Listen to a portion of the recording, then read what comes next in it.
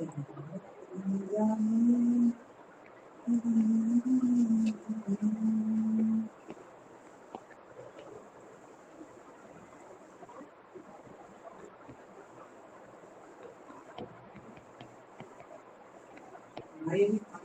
है। Section number 12 बात करता है किसका, कमिटी का। तो बोलता है कि सबसे पहले कि कमिटी को कौन गठित करेगा, ठीक है, या कौन इसको कमिटी को अपॉइंट करता है, तो यह कंसिस्ट करता है, ठीक है।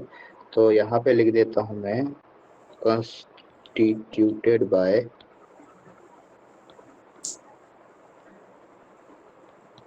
Central government. कमिटी का गठन कौन करता है, सेंट्रल गवर्नमेंट करती है, ठीक है।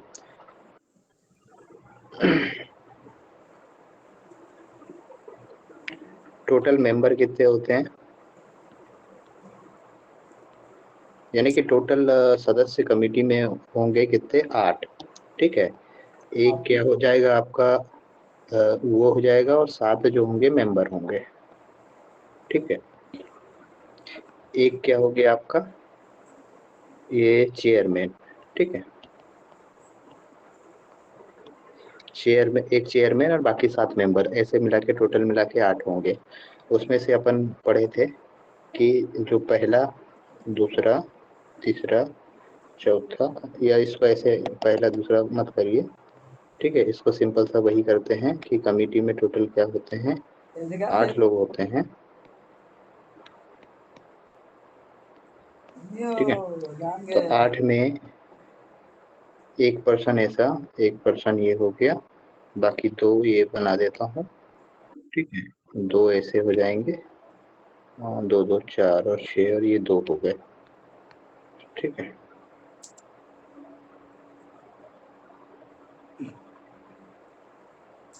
ठीक है, तो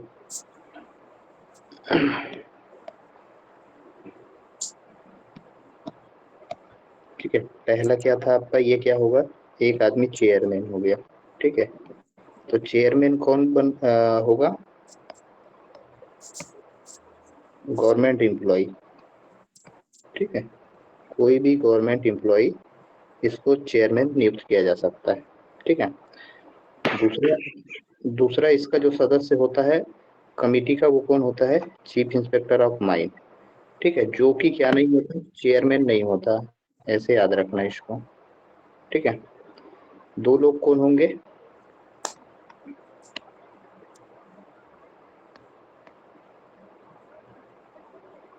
2 लोग होंगे किसके इंटरेस्ट से, इंटरेस्ट ऑफ ऑनर, जो यानी कि माइन ऑनर जो होते हैं उनका रिप्रेजेंट करेंगे, ठीक है। बाकी 2 लोग होंगे, वो क्या होंगे, किसके इंटरेस्ट से होंगे, इंटरेस्ट ऑफ वर्कर, ठीक है, रिप्रेजेंट करेंगे किसको, वर्कर्स को, ठीक है। और बाकी जो 2 होंगे वो होंगे, कौन होंगे आपके, ये होंगे 2 क्वालिफाइड, है ना, यानी कि क्वालिफाइड क्या होंगे, माइनिंग इंजीनियर होंगे, ठीक है। Not belong to any mining industry, ठीक है। किसको बिलोंग नहीं करेंगे, माइनिंग इंडस्ट्री को। तो ये कल अपन इतना पढ़े थे। अभी एक पॉइंट यहाँ याद रखिएगा, क्या बोला था मैंने, कि आपका जो भी यहाँ पे होगा, ठीक है, 2 2 लोग रहेंगे किसके, जहाँ पे माइन ऑनर के इंटरेस्ट रहेंगे, और एक केस में रहेगा किसके इंटरेस्ट है, वर्कर्स के इंटरेस्ट है। तो उनमें से एक क्या होना चाहिए, कम से कम 1 फ्रॉम कोल इंडस्ट्री से होना चाहिए। इसमें भी सेम आएगा, 1 फ्रॉम कोल, ठीक है। तो टोटल मिला के 8 लोग हो गए, 8 लोग मिला के कमिटी कहलाती है, ठीक है। तो चेयरमैन कौन होगा, other than chief inspector of mines, ठीक है। ये गवर्नमेंट एम्प्लॉय होना चाहिए, उसे चेयरमैन बनाया जाएगा, ठीक है। बाकी 2 लोग जो होंगे वो किसका बताया, रिप्रेजेंट करेंगे किसको, इंटरेस्ट ऑफ माइनर्स, है ना। 2 लोग होंगे रिप्रेजेंट करेंगे इंटरेस्ट ऑफ ऑनर, और बाकी जो होंगे 2 क्वालिफाइड माइनिंग इंजीनियर होंगे जो कि डायरेक्टली किसी भी माइनिंग इंडस्ट्री में एम्प्लॉयड नहीं होंगे। ठीक है, तो यहाँ पे आपको ऐसे याद रखने के लिए प्रोफेसर वगैरह लिख सकते हैं। ठीक है, प्रोफेसर जो रहते हैं या आपके रिसर्चर जो होते हैं, ठीक है, रिसर्चर लिख सकते हो कि जो रिसर्च फील्ड में लगे हुए हैं उन लोग को भी अपॉइंट किया जा सकता है। ठीक है, तो ये है इसका कमिटी का कॉन्स्टिट्यूशन। ठीक है, कि कमिटी में कौन कौन होते हैं, कितने लोग होते हैं। ठीक है, तो सिंपल सा क्वेश्चन यहाँ से क्या पूछता है, पहला क्वेश्चन, फर्स्ट क्वेश्चन क्या है कि कमिटी का सेक्शन नंबर पूछता है। दूसरा क्वेश्चन पूछता है कि कमिटी में टोटल मेंबर कितने होते हैं। तो यहाँ पे देखिए 7 मेंबर लिखा हूँ, इसका मतलब ये नहीं, कमिटी में बोल रहा है तो टोटल 8 होते हैं। ठीक है, एक चेयरमैन होता है, बाकी 7 मेंबर होते हैं। ठीक है, तो टोटल मिला के 8 हुए। अब उसमें से अगर क्वेश्चन को बढ़ाएगा तो चेयरमैन कौन होता है, चीफ इंस्पेक्टर ऑफ माइंस नहीं होता। इस पॉइंट को यहाँ पे हिट करके रखिएगा। ठीक है, दूसरा कि चेयरमैन एक गवर्नमेंट एम्प्लॉय होता है। अपॉइंट कौन करता है कमेटी को, यानी कंस्टिट्यूट कौन करता है या किसके द्वारा इसका फॉर्मेशन किया जाता है, तो सेंट्रल गवर्नमेंट के द्वारा किया जाता है। 2 लोग होंगे माइन ऑनर्स के को रिप्रेजेंट करेंगे, 2 लोग होंगे जो कि माइनर्स को रिप्रेजेंट करेंगे, यानी कि वर्कर्स को रिप्रेजेंट करते हैं। तो उन 2 में से कम एक कोल का होना चाहिए, ऐसे लिखा हुआ है। ठीक है, और बाकी जो 2 होंगे वो क्वालिफाइड माइनिंग इंजीनियर होंगे जो कि किसी भी प्रकार से माइनिंग इंडस्ट्री में एम्प्लॉयड नहीं होंगे, है ना, ये लिखा हुआ है। तो ये हो गया कॉन्स्टिट्यूशन। ठीक है, अब इसमें जो नेक्स्ट पॉइंट बोलता है क्या देखते हैं। तो ये वाला अपना इतना कवर हो गया, यहाँ से जितना बताया हूँ इतना सब कुछ इसमें लिखा हुआ है। ठीक है, अब क्या बोलता है, without prejudice to generality of subsection 1 the central government may constitute 1 or more committees to deal with specific matters relating to any part of territories to which this act extends or to a mine or group of mines and may appoint members thereof and the provisions of subsection 1 accept जब भी बोलता है मतलब कि ये जो बात बोल रहा है इसके अंदर जो बोलेगा उसको छोड़कर, except the provisions thereto shall apply for the constitution of any committee under this subsection as they apply for the constitution of the committee under that subsection। ठीक है, तो आपको यहाँ से कुछ भी याद नहीं रखना है, बस इतना याद रखना है आपको कि सेंट्रल गवर्नमेंट, ठीक है, सेंट्रल गवर्नमेंट वैसे तो कमेटी बनती एक है जनरली, पर एक से अधिक भी कमेटी बना सकती है। ठीक है, कोई मैटर को डील करने के लिए या किसी ग्रुप ऑफ माइंस के लिए अलग से कमेटी बना सकती है, या किसी टेरिटरी यानी कि कोई अलग जो है भूभाग के लिए एक अलग से क्या कर सकती है, कमेटी बना सकती है। और ये सारा चीज ये बोला है। ठीक है, अब थर्ड पॉइंट बोलता है यहाँ पे, थर्ड पॉइंट में बोला है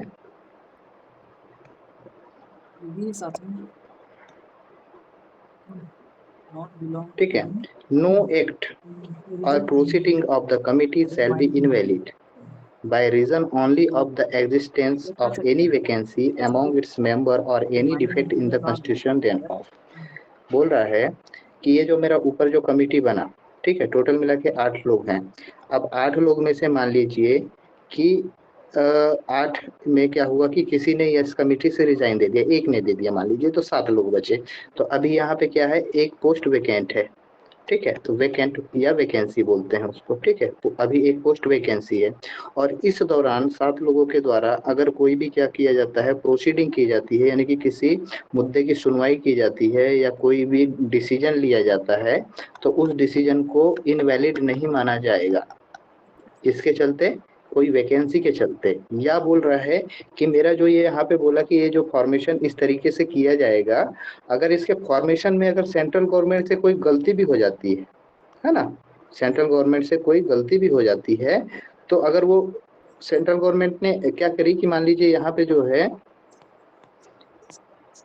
कि 2 क्वालिफाइड मेडिकल माइनिंग इंजीनियर जो रखने थे, या मान लीजिए यहाँ पे बोला कि इंटरेस्ट ऑफ ओनर की तरफ से 2 लोग रखना है, तो एक कम से कम कोल का होना बोला। अब इसने क्या किया, दोनों को मेटल का रख लिया, ठीक है। तो क्या हुआ कि अब यहाँ पे जो कमेटी का गठन जो हुआ है वो गलत हुआ, परंतु उस संदर्भ में भी या उस केस में भी अगर कोई उस कमेटी के द्वारा कोई प्रोसीडिंग या कोई डिसीजन या कोई भी अगर इंक्वायरी कंडक्ट की जाती है तो उसको इनवैलिड नहीं माना जाएगा, ठीक है। तो कमेटी का डिसीजन को इनवैलिड नहीं माना जाएगा, चाहे वो गलत तरीके से बनाई गई हो या उसमें कोई पोस्ट वैकेंट हो, ठीक है। सिंपल इतना ही है इसमें। तो थर्ड पॉइंट वही बोल रहा है।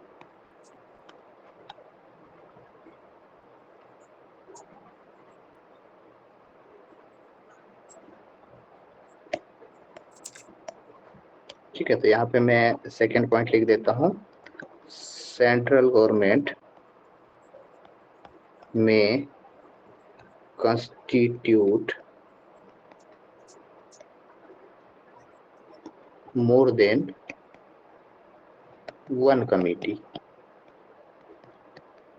ठीक है, एक से अधिक कमेटी बना सकती है, ठीक है। तीसरा पॉइंट लिख दे रहा हूं कि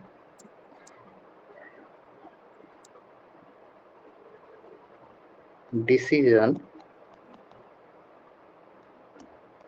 shall not be invalid, ठीक है। किस केस में? First, if any post vacant in committee. Second, या कौन सा केस बोला था एक आपका कि डिफेक्ट्स इन कॉन्स्टिट्यूशन, तो डिफेक्ट्स इन कॉन्स्टिट्यूशन, कॉन्स्टिट्यूशन यानी कि उसके यानी कि फॉर्मेशन में, ठीक है, फॉर्मेशन किसके? कमिटी के, ये कमिटी समझना, ठीक है। तो ये हो गया इस तरीके से, ये 3 पॉइंट है सेक्शन 12 में। सेक्शन 12 में पहला में बोला कमिटी में का गठन कैसे होगा, कौन कौन होंगे। दूसरे में बोला कि सेंट्रल गवर्नमेंट एक से अधिक कमेटी बना सकती है, पर्टिकुलरली किसी एरिया के लिए, ग्रुप ऑफ माइंस के लिए, किसी भी मैटर को डील करने के लिए। तीसरा बोला कि अगर कमेटी के द्वारा कोई भी डिसीजन लिया जाता है तो उसको इनवैलिड नहीं माना जाएगा अगर यहाँ पे जो डिसीजन जो लिया गया है, अगर कोई उस समय कोई पोस्ट वैकेंट थी या कॉन्स्टिट्यूशन या फॉर्मेशन कमेटी का गलत तरीके से हुआ है, तब भी उसको इनवैलिड नहीं माना जाएगा। ये बोल दिया 12 में, ठीक है। अब आते हैं अपन कौन सा, सेक्शन नंबर 13।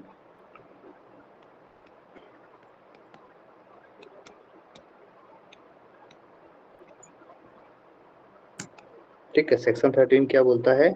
जैसे कमेटी का गठन हो गया तो अब क्या होगा, फंक्शन आएगा ना, फंक्शंस ऑफ कमिटी,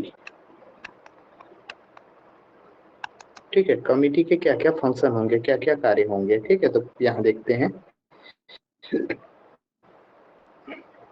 13 में, सेक्शन नंबर 13 है कमिटी के कार्य, ठीक है। तो फर्स्ट क्या बोलता है आपका, the committee constitute under subsection 1 of the section 12, यानी कि सेक्शन 12 के सबसेक्शन 1 के तहत जो कमिटी का जो गठन किया गया है वो क्या क्या करेगी। फर्स्ट पॉइंट,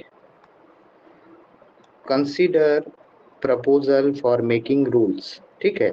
यहाँ से पहला पॉइंट समझना कि रूल्स बनाने के लिए जो प्रपोजल्स जो आएंगे उनको क्या करेगा, कंसीडर करेगा, ठीक है, कमिटी। या रूल्स बनाने के लिए आए चाहे रेगुलेशन बनाने के लिए आए, किसके बिहाफ पे? इस एक्ट के अंतर्गत, है ना, under this act, and make appropriate recommendation, और उसका क्या करेगा, रिकमेंडेशन करेगा टू द सेंट्रल गवर्नमेंट, ठीक है। पहले एक पॉइंट को समझते हैं, function of committee. First point क्या बोला, क्या करेगा? फर्स्ट पॉइंट किस, पहला क्या करेगा, consider proposal for making rules regulations, ठीक है। और इसी में बोला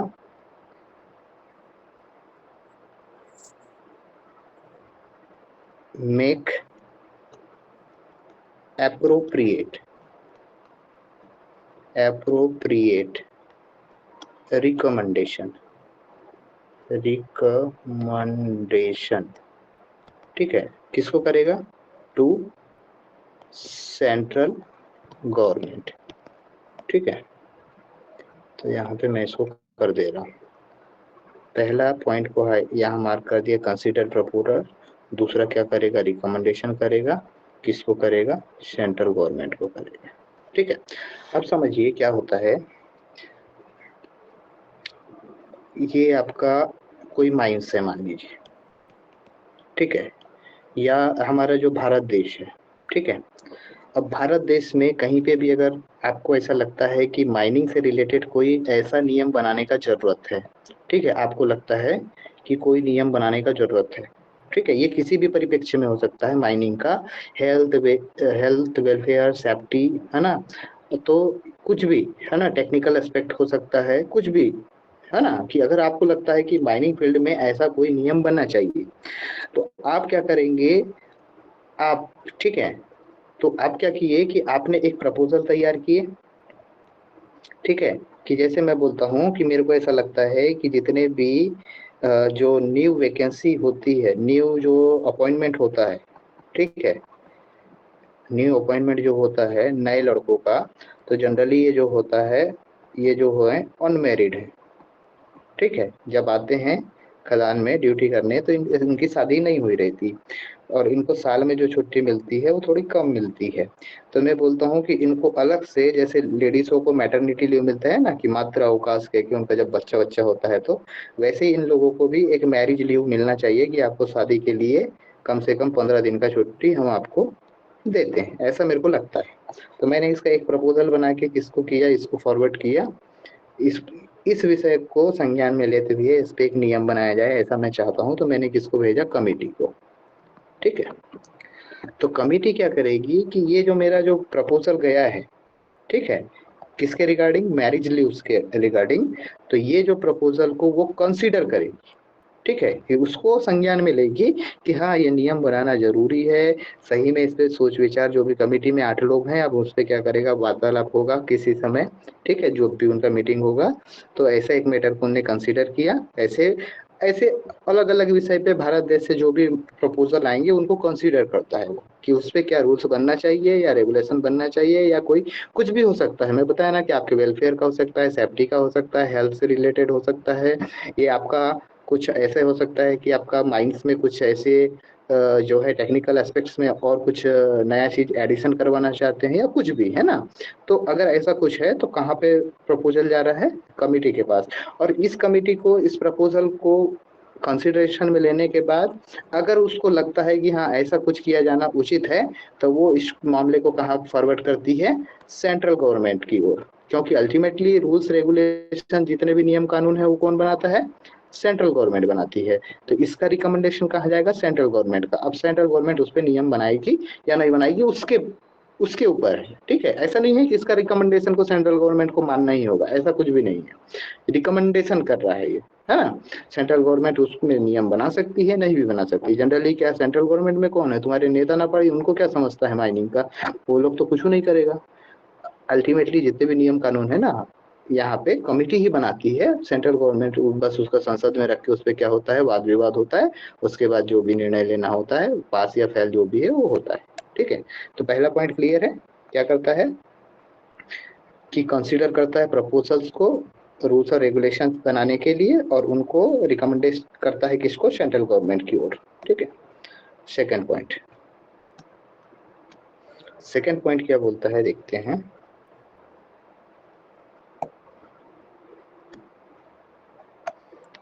इंक्वायर इनटू सच एक्सीडेंट्स, देखिए एक्सीडेंट्स के केस में क्या कर रहा है? इंक्वायरी करेगा। सच एक्सीडेंट्स और अदर मैटर्स या अन्य ऐसे मामले एस में B referred by two it, जो कि इन्हें क्या किया गया है? रिफर किया जाता है बाय द सेंट्रल गवर्नमेंट, है ना। अब सेंट्रल गवर्नमेंट के द्वारा इनको रिफर किया जाता है, ठीक है। कमिटी को कोई मामला जा रहा है इंक्वायरी के लिए, तो कौन बोलता है उसको करने के लिए? सेंट्रल गवर्नमेंट तो बोलता है, चीफ इंस्पेक्टर नहीं बोल रहा है, इसलिए मैं यहाँ सेंट्रल गवर्नमेंट बोल रहा हूँ, है ना। From time to time and make reports thereon, यानी कि अगर मान लीजिए कोई एक्सीडेंट्स हुआ है कहीं पे, तो उसका इंक्वायरी करने के लिए कमेटी गठित, जो हमारे पास कमेटी है, तो वो कमेटी को बोला गया कि आप इस एक्सीडेंट का इंक्वायरी करिए और उस पर रिपोर्ट बना के दीजिए, ठीक है। या अन्य कोई मामला है भारत देश में जहाँ पे लगता है कि सेंट्रल गवर्नमेंट को कि कमेटी के माध्यम से इसका निराकरण किया जाना है, तो उन मामलों की भी सुनवाई कमेटी करती है और उसकी रिपोर्ट बना के सेंट्रल गवर्नमेंट के समक्ष प्रस्तुत भी करती है, ठीक है। तो दूसरा क्या हो गया,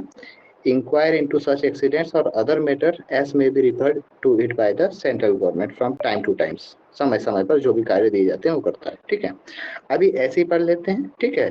नोट्स मेरा मैं बनाने चालू किया था, ठीक है, कंप्लीट नहीं हुआ है, तो उसको मैं फिर कंप्लीट करके आपको दूंगा, कल या कल तक हो जाएगा, ठीक है। नेक्स्ट पॉइंट देखिए, C subject to the provisions, ठीक है, subject to the provisions of sub section of such section 2, ठीक है, hear and decide any appeal or objection against notices or order under this act or the regulation, rules or bylaws thereunder as are required to be referred it by this act or as may be prescribed।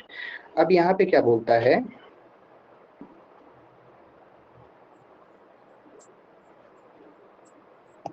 ठीक है, देखिए क्या होता है कि मैंने बोला ना कल आपको, मैंने एक चीज बताया था कि हमारे पास क्या है, नियम किसके तहत बने हैं, एक्ट, फिर रूल, फिर रेगुलेशन, फिर क्या बनते हैं, बायलॉस बनते हैं।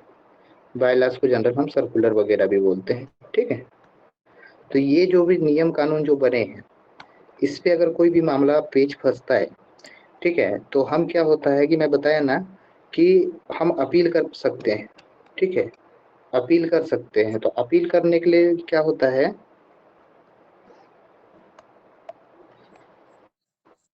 देखिए आप कोई भी मैटर पे क्या कर सकते हैं, अपील कर सकते हैं, ठीक है। आप यानी कि ऑनर एजेंट मैनेजर जनरली करते हैं।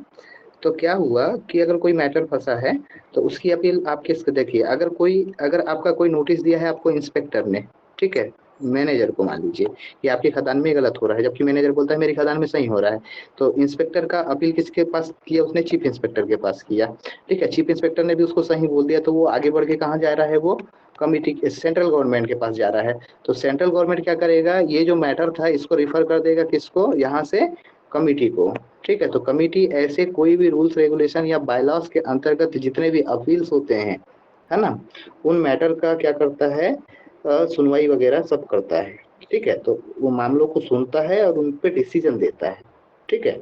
तो ये सारा जो होता है कि कोई भी ऑब्जेक्शंस हैं या कोई नोटिस के अगेंस्ट कुछ भी है, तो वो सारा चीज बोलता है। यहाँ पे वही पॉइंट को बोला है, सी में फिर से एक बार पढ़ लीजिएगा, क्या बोलता है कि subject to the provisions of such section 2, ठीक है, यानी कि यहाँ पे जो पढ़े थे ना अपन अदर मैटर्स, ये सारा ये बोल रहा है, हियर एंड डिसाइड क्या करता है, सुनवाई करता है और उस पर निर्णय लेता है। अगर कोई अपील है तो, या कोई ऑब्जेक्शन है अगेंस्ट किसी नोटिस के, ठीक है।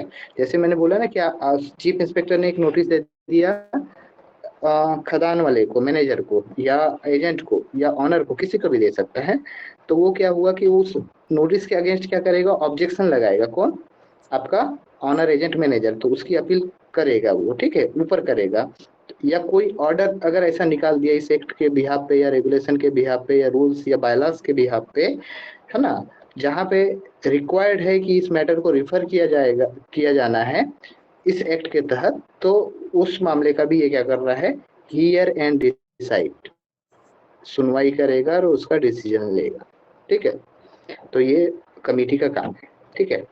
ये हो गया इतना पॉइंट। अब इसमें सेकंड पॉइंट आता है, ठीक है, द चीफ इंस्पेक्टर, कौन, chief inspector shall not take part, वह भाग नहीं लेगा, इन द प्रोसीडिंग, किसमें, प्रोसीडिंग्स में, यानी किसी केस की सुनवाई चल रही है उसमें, ऑफ द कमिटी, यानी कि कमिटी के द्वारा किसी केस की सुनवाई चल रही है तो चीफ इंस्पेक्टर उसमें भाग नहीं लेगा। पर कौन सा बात कर रहा है, with respect to any appeal, यानी कि ऐसी कोई अपील या कोई ऐसा ऑब्जेक्शन या कोई ऑर्डर या कोई नोटिस, जो कि इशू किया गया था किसके द्वारा, इस एक्ट के अंतर्गत चीफ इंस्पेक्टर के द्वारा, ठीक है। और act in relation to any matter pertaining to such appeal or objection as the member of the committee, ठीक है। तो वही बोल रहा है कि देखिए मैंने बोला ना कि आपका ऊपर ऑब्लिगेशन, यानी कि ये कोई माइन चल रही है, इस माइन के ऊपर कोई भी अगर मान लीजिए ऑब्लिगेशन लगाना है, ठीक है, कोई अगर यानी कि कोई भी यानी कि इसके ऊपर आरोप लगा रहा है, कौन, इंस्पेक्टर लगा रहा है या चीफ इंस्पेक्टर लगा रहा है, ठीक है, यही लोग तो अधिकतर इनके पास ये है लगाने का, ठीक है। तो जब अगर कोई ऐसा ऑर्डर चीफ इंस्पेक्टर के द्वारा ही या कोई ऐसा आरोप चीफ इंस्पेक्टर के द्वारा ही लगाया गया है इस माइंस के ऊपर, और इस माइंस वाले ने किसको बोला, सेंट्रल गवर्नमेंट को, ठीक है, या कमिटी के पास गया ये, ठीक है, सुनवाई के लिए अपील किया किसके खिलाफ, चीफ इंस्पेक्टर के खिलाफ। तो अब चीफ इंस्पेक्टर तो कमिटी का क्या है, मेंबर है, ठीक है। तो यहाँ पे इस फैसला तो ये अपने अकॉर्डिंग ले सकता है ना, यानी कि जिसमें उसने आरोप लगाया है उसी फैसले में वो भागीदार नहीं होगा, सिंपल सा ये है, ठीक है।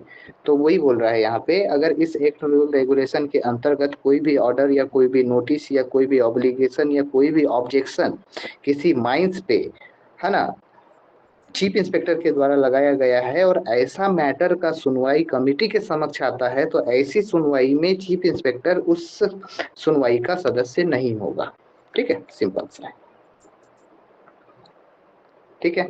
तो 13 कंप्लीट है, 13 में इससे ज्यादा कुछ नहीं है, ठीक है। अब 14 है, पावर क्या है भैया कमिटी की, कमिटी के कार्य तो बता दीजिए करना क्या है, तो करने के लिए कुछ पावर भी तो देंगे, ठीक है, कि आप जो आपको इतना सब कुछ दिया गया है तो कुछ पावर भी दी जा रही है। तो बोल रहा है कि कमिटी को क्या क्या पावर दी गई है। अ कमिटी यानी कि कमिटी कॉन्स्टिट्यूटेड अंडर सेक्शन 12, जो कि 12 सेक्शन 12 के तहत जो गठित की गई है, में एक्सरसाइज वो क्या कर सकती है, क्या कर सकती है, such of the powers of an inspector under this act. अब इंस्पेक्टर की पावर कहाँ पढ़े थे अपन ने, सेक्शन नंबर 7 था शायद, ठीक है। तो सेक्शन नंबर 7 में क्या था, इंस्पेक्टर की पावर, तो जो पावर इंस्पेक्टर को जितनी भी पावर दी गई है वो ऑटोमेटिकली किसको मिल गई, कमिटी को भी वो पावर मिल गई, ठीक है। इंस्पेक्टर को अपन ने देखे थे कि किसी भी खदान का क्या कर सकता है कि जाके एग्जामिनेशन कर सकता है with respect to health safety, है ना, वेलफेयर, कोई मशीनरी, कोई माइंस का वेंटिलेशन कंडीशन, बायलॉज की sufficiency, search and seizure, CrPC 1973, ये सब पढ़े थे ना, ये सारी पावर थी किसको, इंस्पेक्टर को। तो वो सारी पावर कमिटी को भी यहाँ पे मिल रही है, ठीक है। as it think is necessary or expedient to exercise for the purpose of discharging its function under this act। वही सारा कहानी ये है कि इस एक्ट में जितने भी जो हैं उसको जो ड्यूटीज बताई गई हैं उनको निभाने के लिए वो इंस्पेक्टर की पावर्स का यूज कर सकता है, जैसा कि वो जितना कि वो उचित समझता है ना, जितनी की आवश्यक हो उसको, ठीक है। अब दूसरा और एक पावर कुछ दिया है शायद, देखिए, a committee constituted under section 12 shall for the purpose of discharge of its function, यानी अपने कार्यों का निर्वहन करने के लिए क्या करेगा, have the same powers as are vested in a code under the code of civil procedure 1908 when trying a suit in respect of following matters namely। यानी कि यहाँ पे इसको भैया एक और पावर दिया है, एक एक्ट का या एक अलग से पावर दिया है किसका, code of civil procedure, code of civil procedure 1908, ठीक है। तो पहला वाला एक पढ़े थे अपन ने, बहुत सारी पावर लिखा था, पर उसमें क्या था, 1973 का सीआरपीसी भी दिया था किसको, इंस्पेक्टर को। अब यहाँ पे किसका दे दिया, CPC, code code of civil procedure, CCP, ठीक है, ऐसे याद रख लेना, 1908। तो कमिटी को स्पेशल 1908 वाली पावर मिली है और इंस्पेक्टर को 1973 वाली मिली है, पर कमिटी के पास ये दोनों है, इंस्पेक्टर के पास ये वाली नहीं है, ठीक है, सिंपल सा समझने के लिए, ठीक है। अब when trying to shoot respect to following matters, पर ये पावर कब मिलेगी, कौन से मैटर्स का जब वो क्या कर रही है, सुनवाई कर रही है, डिस्कवरी एंड इंस्पेक्शन, यानी कि किसी चीज का खोजबीन या क्या कर रहा है, इंस्पेक्शन कर रहा है, तो उस केस में ये कर सकता है, ठीक है। Enforcing the attendance of any person and examining him to on oath. ठीक है, बोल रहा है कि किसी भी पर्सन को अटेंड करने के लिए क्या कर सकता है कमिटी, इन्फोर्स कर सकता है। ठीक है, किसी भी एग्जामिनेशन में उसको भाग लेने के लिए या बुलाने के लिए वो उसको कंपेल कर सकता है, मजबूर कर सकता है, उसको जबरदस्ती बुला सकता है। ठीक है, जैसे क्या होता है, कोर्ट के समक्ष आपको प्रस्तुत होना पड़ता है ना, तो ये वही है, कोड ऑफ सिविल प्रोसीजर 1908 ये जो है एक प्रकार से कोर्ट के अंदर बुलाने का पावर देता है। ठीक है, कहीं पे भी घुस के आप क्या कर सकते हैं, जैसे बोलते हैं ना कि वारंट है कि आपको हमारे घर यहाँ आने का, ये वो जो सारा रहता है, तो उसी प्रकार का ये बोल रहा है कि अगर कोई डिस्कवरी या इंस्पेक्शन का है तो कर सकता है, किसी भी व्यक्ति को प्रेजेंट होने के लिए बाध्य कर सकता है। Compelling the production of documents, कोई भी डॉक्यूमेंट्स दिखाने के लिए क्या कर सकता है, कंपेल कर सकता है। कंपेल मतलब यानी कि मजबूर, यानी कि उसको दिखाना ही पड़ेगा सामने वाले को। सिंपल सा होता है ना कि आप अपनी आईडी दिखाइए, मैं नहीं दिखाऊंगा, पर यहाँ पे कमिटी के पास पावर है, अगर बोल दिया तो आपको दिखाना पड़ेगा, दिखाने के लिए आपको मजबूर कर सकता है। ठीक है, ये बोल रहा है कि जितने आपके मौलिक अधिकार हैं उनमें से ये मौलिक अधिकार यहाँ पे सब खत्म हो गए हैं। ठीक है, सच अदर मैटर्स एस में बी प्रिस्क्राइब्ड। ठीक है, या अन्य ऐसे मैटर जो कि प्रिस्क्राइब किए जाते हैं, यहाँ पे सब ये बोलता है। ठीक है, तो इस तरीके से क्या है आपका 12, 13, 14 हो गया। ठीक है, पावर ऑफ कमिटी। ठीक है, इसके बाद क्या होता है नंबर 16, रिकवरी ऑफ एक्सपेंसेस। यानी कि क्या होगा कि मेरा कमिटी जो होगा, अब कहीं पे इन्वेस्टिगेशन में जा रहा है या क्या कर रहा है, इंस्पेक्शन में जा रहा है, ठीक है, कहीं पे एग्जामिनेशन के लिए, टेस्टिंग के लिए, कहीं सर्च सीजर कहीं पे भी जा रहा है, तो अब पर्सन एक स्थान से दूसरे स्थान जा रहे हैं, वहाँ रुक रहे हैं, खा रहे हैं, पी रहे हैं, जो भी सारा जो है, तो यह जितना भी ये इंक्वायरी के प्रोसेस में क्या होता है, उनका खर्चा होता है। एक्सपेंसेस मतलब कि उसका जो है खर्चे। ठीक है, तो उन खर्चे की रिकवरी, यानी कि कैसे उसकी खर्चों को की रिकवरी की जाएगी। ठीक है, तो यहाँ पे बताया है, देखिए, द सेंट्रल गवर्नमेंट, कौन, central government may direct the expenses of any inquiry conducted by a committee constituted under section 12 shall be borne in whole or in part by the owner or agent of the mines।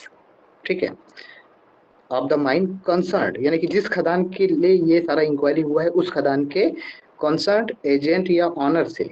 ठीक है, and the amount so directed to be paid may on application by the chief inspector or an inspector or to a district or to a magistrate having jurisdiction at the place where the mine is situated, or the where such owner or agent is so for the time is being resident, be recovered by the distress and sale of any movable property within the limits of magistrate jurisdiction belonging to such owner or agent। Simple सा ये है, ये कोई mine ए था। ठीक है, ये जो है किसी एक डिस्ट्रिक्ट में क्या है आपका होगा। ठीक है, ये माइंस का कोई एक डिस्ट्रिक्ट में होगा ना, अल्टीमेटली डिस्ट्रिक्ट के ऊपर क्या हो गया, स्टेट हो गया। ठीक है, किसी राज्य के किसी जिले के किसी भाग में ये माइंस होगी। ठीक है, तो अब यहाँ पे मान लीजिए इस माइंस में कमिटी का इन्वॉल्वमेंट रहता है, कमिटी इस माइंस में किसी भी पर्पस के लिए आती है। ठीक है, तो इसके जो भी एक्सपेंसेस होंगे, ठीक है, वो कैसे निकाले जाएंगे, तो पहला तरीका तो बोल दिया कि मेरा जो सेंट्रल गवर्नमेंट है, ठीक है, वो डायरेक्ट किसको बोल सकता है, ऑनर या एजेंट को। ठीक है, दूसरा कि मेरा जो उस डिस्ट्रिक्ट का जो मजिस्ट्रेट होगा, डीएम, ठीक है, डिस्ट्रिक्ट मजिस्ट्रेट जो होगा वो भी ऑनर एजेंट को बोल सकता है। तीसरा कि मेरा जो चीफ इंस्पेक्टर या इंस्पेक्टर है, ये भी डायरेक्ट एप्लीकेशन देके उसको अमाउंट बता के उसको पे करने के लिए बोलेगा। ठीक है, किसको, ऑनर एजेंट को। मैनेजर के लिए बात नहीं किया है। कौन रिस्पॉन्सिबल होगा रिकवरी ऑफ एक्सपेंसेस के लिए, यहाँ पे सिंपल सा याद रखने के लिए पहला ही पॉइंट लिख लेना, ऑनर प्लस एजेंट, मैनेजर नहीं है।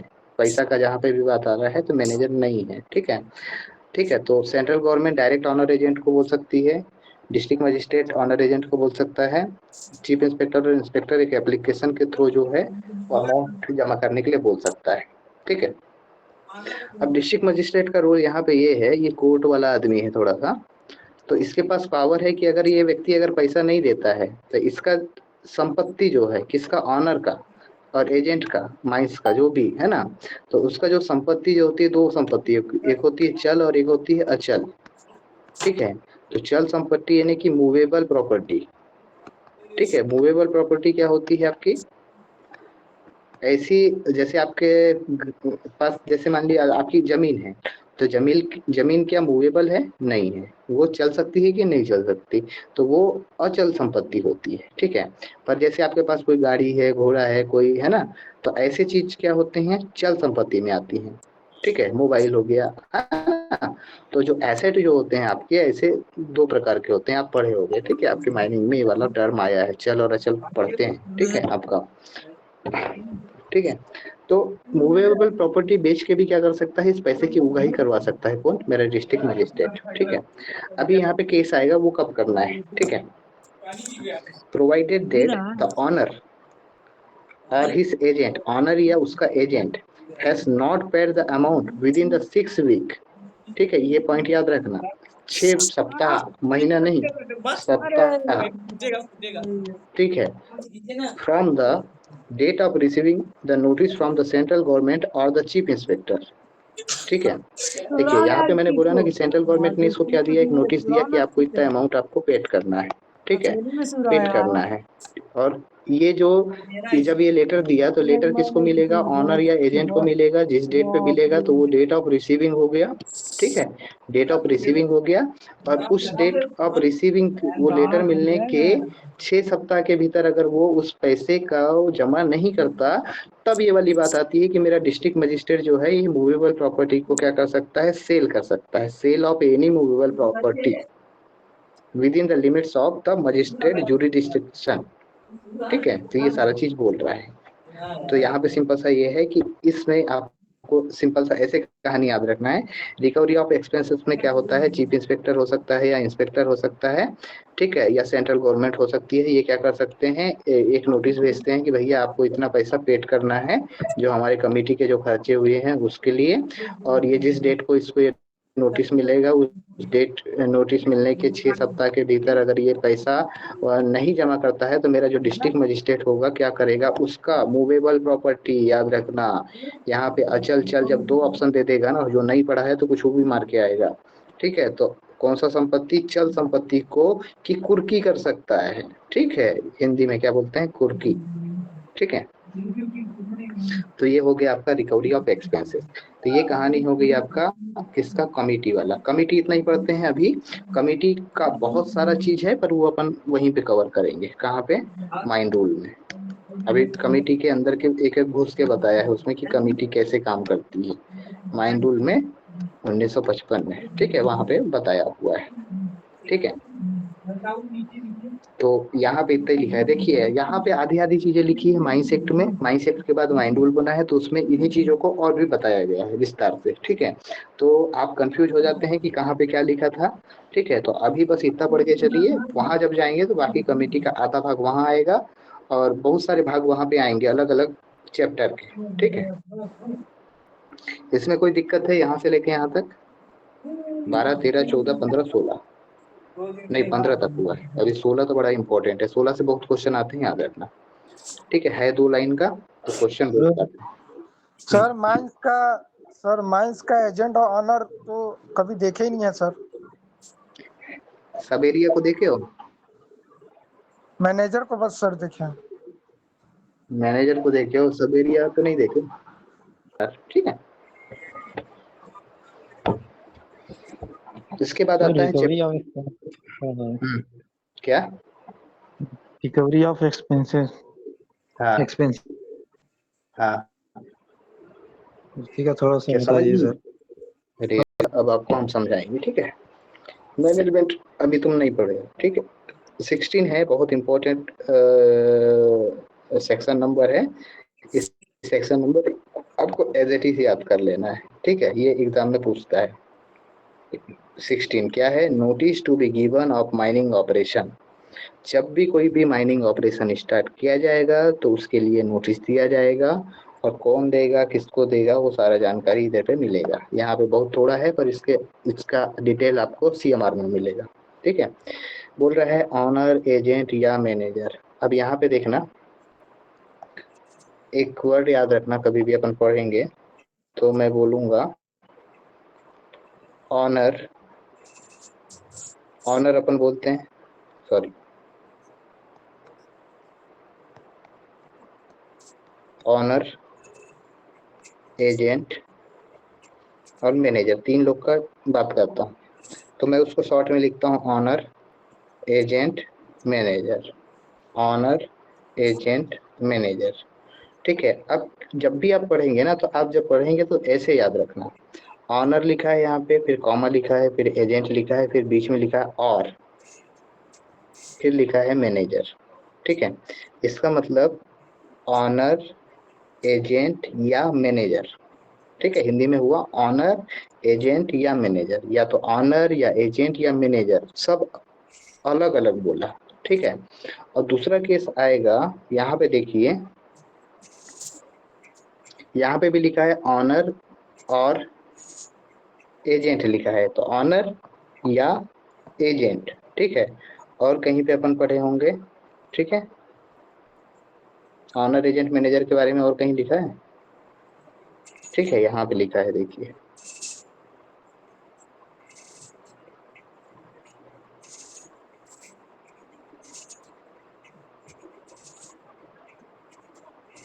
यहाँ पे, इसमें पढ़ते हैं, 9A में होगा।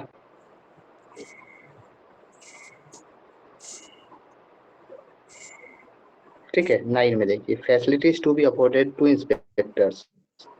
ठीक है, every owner comma agent and manager. ठीक है, तो यहाँ पे बोल दिया एंड मैनेजर, 2 तरीके से बोला। ठीक है, पहले में और लिखा था और दूसरे में एंड लिखा है। ठीक है, तो जब एंड लिखता है तो उसको मैं लिखता हूँ owner plus agent plus manager, लिखने का तरीका मेरा। ठीक है, तो याद रखने के लिए आपके, जहाँ पे और रहता है ऐसे लिखता हूँ, एंड रहता है ऐसे लिखता हूँ। ठीक है, एंड बोलता है मतलब कि तीनों की संयुक्त रूप से जिम्मेदारी है। ठीक है, और बोलता है मतलब कि कोई भी ये जिम्मेदारी निभा सकता है।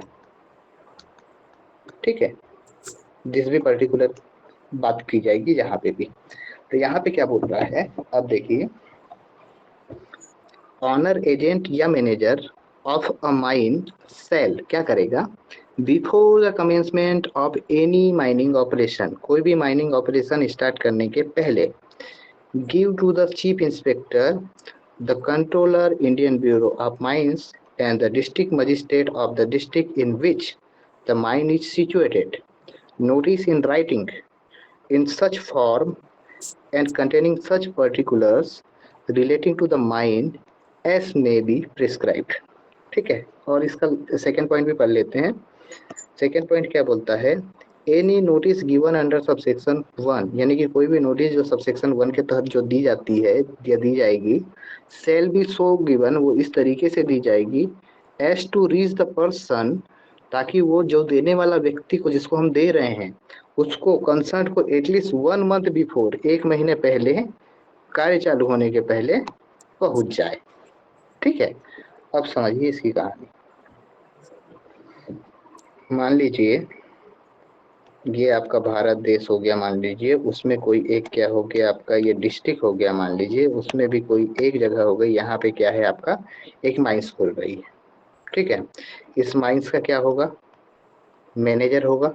कोई भी खदान बिना मैनेजर के नहीं होती, याद रखना। तो माइंस का मैनेजर, अब इस जिस भी डेट से इसका मेरे को मान लीजिए कि ऑपरेशन चालू करना है, माइनिंग स्टार्ट करना है यहाँ पे, तो माइनिंग का ऑपरेशन स्टार्ट करने के पहले क्या करना है मेरे को, इसका नोटिस ऑफ कमेंसमेंट। ठीक है, कमेंसमेंट, नोटिस ऑफ कमेंसमेंट, यानी कि कार्य चालू करने के पहले मुझे एक नोटिस देनी है। किस किस को देनी है, 3 लोग को। ठीक है, पहला तो बोला चीफ इंस्पेक्टर ऑफ माइंस को देनी है, दूसरा किसको देनी है बोला, controller, Indian bureau of controller of Indian bureau of mines, यानी कि आईबीएम के कंट्रोलर को, और तीसरा जिस भी जिले में, ये जिला है, ठीक है, इस डिस्ट्रिक्ट का जो भी मजिस्ट्रेट होगा, डिस्ट्रिक्ट मजिस्ट्रेट को। ठीक है, 3 लोगों को आपको इसकी चालू करने की सूचना देना है। और बोलता है कि ये जो नोटिस आप जो भेजेंगे उसको, ये जो आदमी इनको जो पहुंचना चाहिए वो कम से कम 30 दिन पहले पहुंच जाए, 30 days before commencement of mining operation. ठीक है, यानी कि आपका माइनिंग ऑपरेशन चालू होने के 30 दिन पहले इनको पहुंच जाए, इस तरीके से इसको भेजना है। यानी कि सिंपल सा यहाँ समझिएगा, ये कहीं पे भी ये वाला जो पॉइंट मैं आप लोगों को अभी जो समझा रहा हूँ, ये मेरे को भी पहली बार ये मैंने इतना ध्यान से इसको समझा हूँ। ये हम लोग तो ऐसे पढ़ते हैं कि 30 दिन पहले देना है, ठीक है, पर 30 दिन पहले नहीं देना है। वो क्या बोल रहा है, इस तरीके से आपको उसको भेजना है कि काम चालू होने के 30 दिन पहले उसके पास पहुंच जाए। ठीक है, हम लोग तो बस ऐसे नंबर याद रखते हैं एग्जाम के लिए कि 30 दिन का आंकड़ा है यहाँ पे, ठीक है, और यही आंकड़ा आपको याद भी रखना है। पर उसने ये बोला है कि माइनिंग ऑपरेशन के कमेंसमेंट होने के 30 दिन पहले पहुंच जाना चाहिए। ऐसा नहीं कि हमने आज, जैसे कि आज के 30 दिन बाद हम चालू कर रहे हैं, ठीक है, तो 30 दिन बाद चालू कर रहे हैं, तो मान लीजिए आज मैंने भेज दिया, अब भेजा तो उसको पहुंचने के लिए 7 दिन लग गए, और मैंने आज के 30 दिन बाद इसको क्या यानी कि मान लीजिए कि 7 दिन इसको लग गए, तो आज के 30 दिन बाद मैंने चालू किया, पर इसको जब पहुंचा तो यहाँ पे बचा कितना दिन इसके पास, 23 दिन, है ना। तो इसको भी पास 30 दिन बचना चाहिए, ऐसे बोल रहा है किसके पास, वहां पे जब पहुंच रहा है। तो सिंपल सा ये बोल रहा है कि नोटिस ऑफ कमेंसमेंट, इसको याद रखिए वर्ड को, नोटिस ऑफ कमेंसमेंट, है ना, कमेंसमेंट ऑफ माइनिंग ऑपरेशन।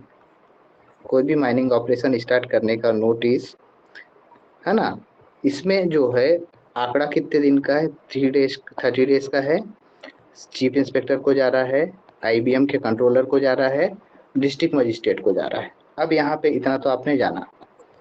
अब जब अपन इसी चीज को रेगुलेशन में पढ़ेंगे तो वो क्या बोलता है कि इसके अलावा आपको रीजनल इंस्पेक्टर ऑफ माइंस को भी भेजना है, ठीक है। इसकी ये वाला जो नोटिस जो भेज रहे थे ना, ये नोटिस जो भेज रहे थे, इसकी कॉपी किसको जाएगी, रीजनल इंस्पेक्टर ऑफ माइंस को भी जाएगी। ये रेगुलेशन में लिखा हुआ है, ठीक है।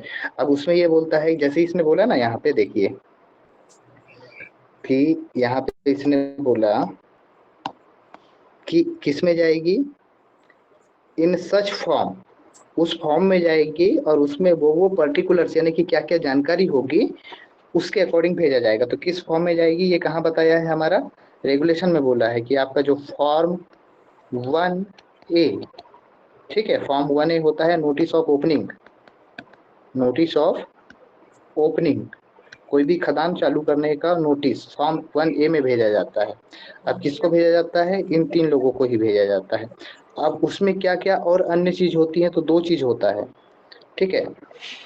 एक तो होता है सरफेस प्लान उस खदान का, और एक बनाया जाता है SMP, सेफ्टी मैनेजमेंट प्लान, ठीक है, सेफ्टी मैनेजमेंट प्लान, ये भी बना के भेजना है इसके साथ, ठीक है। नोटिस ऑफ ओपनिंग का जो नोटिस जाएगा, उस नोटिस में जिस फॉर्म में जाएगा, तो उस फॉर्म का तो सब कुछ है, उसके अलावा क्या क्या भेजना है, सरफेस प्लान भेजना है उस खदान का, और SMP भी भेजना है। और वो जो हम इसके अलावा और उसमें क्या क्या जानकारी देते हैं इस नोटिस में, तो वो बोलता है कि आपके 3-4 चीज बोलता है, ठीक है। CMR का जब पढ़ेंगे हम, देखिए मैं आपको दिखा देता हूँ।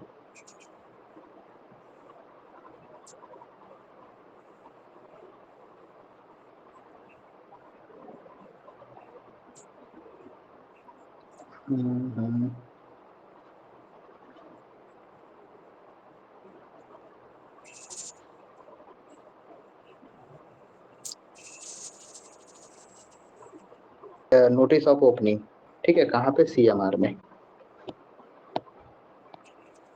नोटिस ऑफ ओपनिंग क्या बोलता है, the notice for recommendation of any mining operation under section 16, वही वाला जो अपन पढ़ रहे हैं, under section 16 of the act shall be submitted in the form and method as may be specified by the chief inspector।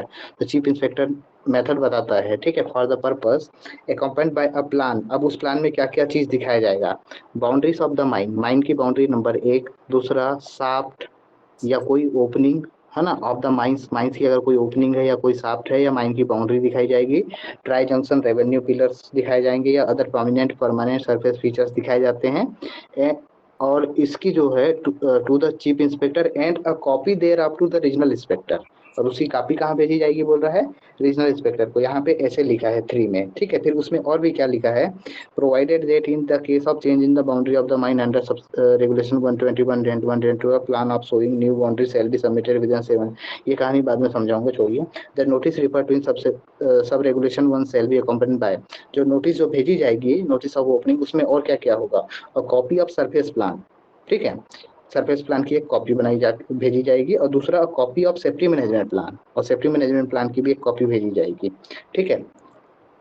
और क्या बोलता है, when a mine has been open, ये बात की कहानी है, ठीक है, तो यही बोल रहा है।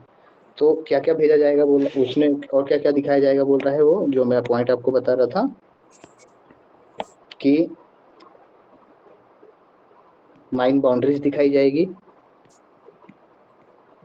ठीक है, माइन बाउंड्रीज, अगर कोई ट्राई जंक्शन रेवेन्यू पिलर है, ठीक है, ट्राई जंक्शन रेवेन्यू पिलर, ठीक है, या कोई शाफ्ट है या कोई ओपनिंग है, ओपनिंग मतलब इंक्लाइन वगैरह, ठीक है। और इसके अलावा बोलता है अन्य अदर प्रोमिनेंट फीचर हैं, तो वो भी दिखाए जाएंगे। प्रोमिनेंट यानी कि अन्य मुख्य मुख्य जो अगर जो दिखा सकते हैं उस प्लान में, वो फीचर भी दिखाए जाएंगे, ऐसे बोलता है। तो नोटिस ऑफ ओपनिंग का केस जब भी आएगा तो आपको ऐसे नहीं, अब ये जो कहानी पढ़ ली है, अब देखिए सिंपल सा मैं बोलता हूँ, आपको जब भी पढ़ना है टू द पॉइंट पढ़ना है। पहला, जब भी आया नोटिस ऑफ ओपनिंग, ठीक है, आपको वो कहानी नहीं पढ़ना है, आपको अपने हिसाब से नोट्स बनाना चाहिए, ठीक है। पहला, कौन देगा, ठीक है, हु विल गिव, ठीक है। तो यहाँ पे लिखा है कौन देगा, या तो ऑनर देगा, या तो एजेंट देगा, या मैनेजर, कोई भी दे सकता है। दूसरा, ठीक है, किसको देगा, टू होम, यानी किसे दिया जाएगा, तो किसको देना है, कॉपी किसको जा रही है, 3 लोग का जिक्र किया है। पहला क्या, कौन था आपका, चीफ इंस्पेक्टर ऑफ माइंस, दूसरा आईबीएम का को जा रही है, और तीसरा डीएम को जा रही है, और इसका एक कॉपी किसको जा रहा है, रीजनल इंस्पेक्टर को भी जा रहा है, ठीक है। तीसरा, प्रायर नोटिस, प्रायर नोटिस जब भी ऐसे बोलते हैं तो कितने दिन पहले देना है, ऐसे याद रखना, 30 days before of commencement, commencement होने के 30 दिन पहले। चौथा पॉइंट क्या याद रखना है आपको, इसके अलावा अन्य क्या क्या दिया जाता है, तो एक दिया जाता है सरफेस प्लान, ठीक है। अब सरफेस प्लान क्या होता है, तो इसके बारे में पढ़ना है, तो अपने को पढ़ना पड़ेगा रेगुलेशन नंबर 65 का सब रेगुलेशन नंबर 1, ठीक है। और दूसरा बोला एसएमपी, एसएमपी कहाँ पे लिखा हुआ है, रेगुलेशन नंबर 104 में, ठीक है। तो एसएमपी क्या होता है वो कैसे आपको पता चले, एसएमपी मतलब safety management plan 104, most important question आज की डेट में एग्जाम के लिए, हमेशा आता है, हर एग्जाम में आता है, ठीक है। तो ये हो गया। और एक चीज मैंने बोला था कि उसमें क्या क्या कंसीडर किया जाएगा, तो 4 चीज कंसीडर कर रहे थे अपन ने। पहला तो मैं बोला था क्या, माइन बाउंड्रीज दिखाई जाती हैं, ठीक है। दूसरा क्या दिखाया जाता बोलता था मैं, ट्राई जंक्शन रेवेन्यू पिलर, ऐसे ही याद रख लीजिए, अभी क्या होता है बाद में देखेंगे। ट्राई जंक्शन रेवेन्यू पिलर, ठीक है, ऐसे याद होना चाहिए ये, ठीक है।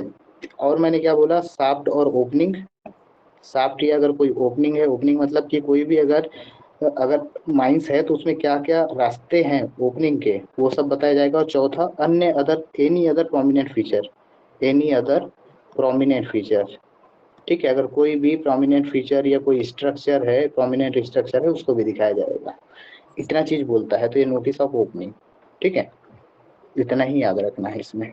तो ये आपका 17 याद रखना, ठीक है, नोटिस ऑफ माइनिंग ऑपरेशन जब सेक्शन के तहत दिया जाता है। हाँ, और इसमें एक चीज और मैं भूल गया, किसके तहत, किस फॉर्म में दिया जाता है, तो फॉर्म 1A, ठीक है। ये कहाँ प्रिस्क्राइब किया गया है, CMR 2017 के तहत चीफ इंस्पेक्टर ने बताया है कि इस फॉर्म के अंतर्गत आपको भेजना है, ठीक है।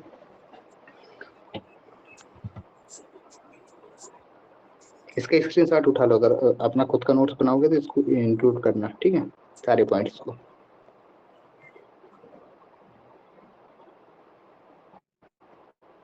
ठीक है, ये हो गया। देखिए, तो अब मैंने बोला notice to be given of mining operation. ठीक है, तो यहाँ पे क्या दिखा, notice to be given of mining operation. अगर एक्ट के तहत देख रहे हैं तो कहाँ मिला आपको, सेक्शन 16 में, और सीएमआर के तहत देख रहे हो तो सीएमआर के रेगुलेशन नंबर 3 में क्या लिखा है, नोटिस ऑफ ओपनिंग। तो वही चीज बताया ना कि जितने भी नियम कानून बनते हैं वो एक्ट के अंदर ही बनते हैं, एक्ट के दायरे में ही बनते हैं। तो वही यहाँ का पॉइंट को वहां पे डिटेल में बताया है। ठीक है, तो ये हो गया 16। इसके बाद आते हैं अपन 17 में आ जाएगा मैनेजमेंट। ठीक है, मैनेजर, सॉरी, हाँ। अब ये बड़ा इंपॉर्टेंट पॉइंट है 17, ये बहुत इंपॉर्टेंट चैप्टर है जो पढ़ रहे हैं अपन, याद रखना। ठीक है, मैनेजर किसके तहत अपॉइंट होता है, तो एक्ट के 17 सेक्शन नंबर 17 के तहत मैनेजर अपॉइंट किया जाता है। बोलता है save as may be otherwise prescribed every mine shall be under a sole manager who shall have the prescribed qualification, and the owner or agent of every mine shall appoint a person having such qualification to be the manager। ठीक है, तो अगर मान के चलिए अगर कोई mines है, ठीक है, तो ये माइंस पे टोटल जो कंट्रोल होगा सोनली किसके अंडर होगा, ये माइंस का पूरा कंट्रोल मैनेजर के अंडर होगा बोल रहा है। ठीक है, तो वही बोल रहा है। और इस मैनेजर को अपॉइंट कौन करता है, जब भी याद रखना, तो या तो ऑनर करेगा, इसके ऊपर दो ही लोग बचे, या तो ऑनर या तो एजेंट। ठीक है, तो ऑनर या एजेंट इसको क्या करेगा, अपॉइंट कर सकता है। तो मैनेजर बनने के लिए क्या होना चाहिए, कुछ क्वालिफिकेशन भी होना चाहिए। ठीक है, जिस व्यक्ति के भी पास ये क्वालिफिकेशन है उस व्यक्ति को मैनेजर अपॉइंट कर सकता है, ऑनर एजेंट। अब यहाँ पे और एक चीज बोल दिया कि भैया क्वालिफिकेशन अगर मेरे एजेंट के पास है या ऑनर के पास है तो वो भी तो अपने आप को मैनेजर घोषित कर सकता है ना। तो हाँ, कर सकता है। बोलता है प्रोवाइडेड दैट द ऑनर और एजेंट में अपॉइंट हिमसेल्फ, यानी कि खुद को, ठीक है, खुद को as a manager if he possesses, यानी कि वो ऐसा प्रिस्क्राइब्ड क्वालिफिकेशन अगर खुद के पास है, उसके पास अगर वही अगर ये क्वालिफिकेशन रखता है तो अपने आप को भी मैनेजर घोषित कर सकता है या मैनेजर अपॉइंट कर सकता है खुद को भी। ठीक है, तो ये बोल रहा है। अरे यहाँ पर्टिकुलर आप अपने इसके भी लेके चल सकते हैं कि मान लीजिए आप कल को एक खदान खोलने जा रहे हैं, एक माइन खोल रहे हैं आप, ये आप person as a personal mine. अब आप माइनिंग इंजीनियर हैं, आपके पास जो है मान लीजिए कि आप first class manager certificate holder हैं, अनरेस्ट्रिक्टेड वाला। ठीक है, अब इस माइंस का आप खुद इसके लिए लीज लिए हैं, जमीन का जो है लीज लिए हैं, तो आप ऑनर हुए। ठीक है, और आपके पास अगर ये क्वालिफिकेशन है जो मैनेजर बनने के लिए चाहिए तो आप अपने आप को भी मैनेजर घोषित कर सकते, यानी अपॉइंट कर सकते हैं, ये बोल रहा है। ठीक है, नेक्स्ट बोलता है, अब आता है पॉइंट 2।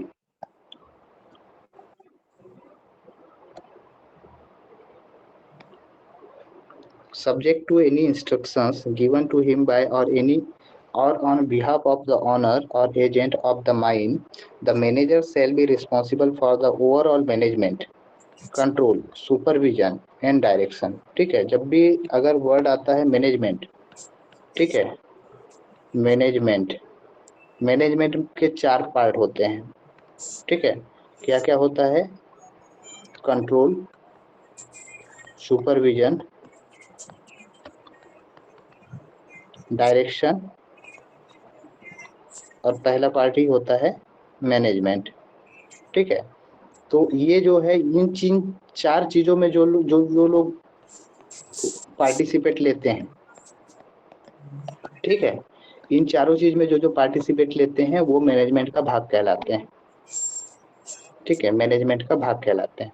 जैसे कि सिंपल से एग्जांपल दे रहा हूँ आपको, आपकी खदान में वर्कर्स होते हैं। ठीक है, अब वर्कर्स में भी देखिए बहुत सारे कैटेगरी हो गया। ठीक है, बहुत सारे कैटेगरी 1 2 3 ये वो है ना, फिर आपका ग्रेड A B C कई प्रकार के होते हैं। माइनिंग सरदार हो गया, ओवरमैन हो गया, ठीक है, फोरमैन हो गया, शॉर्ट फायरर हो गया, बहुत सारे लोग हुए। ये हो गया एक कैटेगरी, ये हो गया। दूसरा होते हैं आपके जैसे एग्जीक्यूटिव्स है ना, ऑफिसर बोल सकता हूँ मैं, ऑफिसर ग्रुप हो गया। ठीक है, तो ये जो जितने भी हैं ये मैनेजमेंट के पार्ट नहीं होते, ये मैनेजमेंट के पार्ट नहीं होते, ये हो गए आपका वर्कर ग्रुप। और एग्जीक्यूटिव या ऑफिसर जो भी हो गए, ये सब पार्ट होते हैं मैनेजमेंट के, ठीक है। क्योंकि इनका जब हम डिफिनीशन पढ़ते हैं तो वो बोलता है कि असिस्टेंट मैनेजर वो होगा जो कि मैनेजमेंट, सुपरविजन, डायरेक्शन और कंट्रोल में पार्टिसिपेट करता हो, ठीक है। तो ये बोलता है। तो अब देखिए पर्टिकुलर हर जो है इसमें भाग ले रहा है, मैनेजमेंट में, सुपरविजन में, डायरेक्शन में, कंट्रोल में।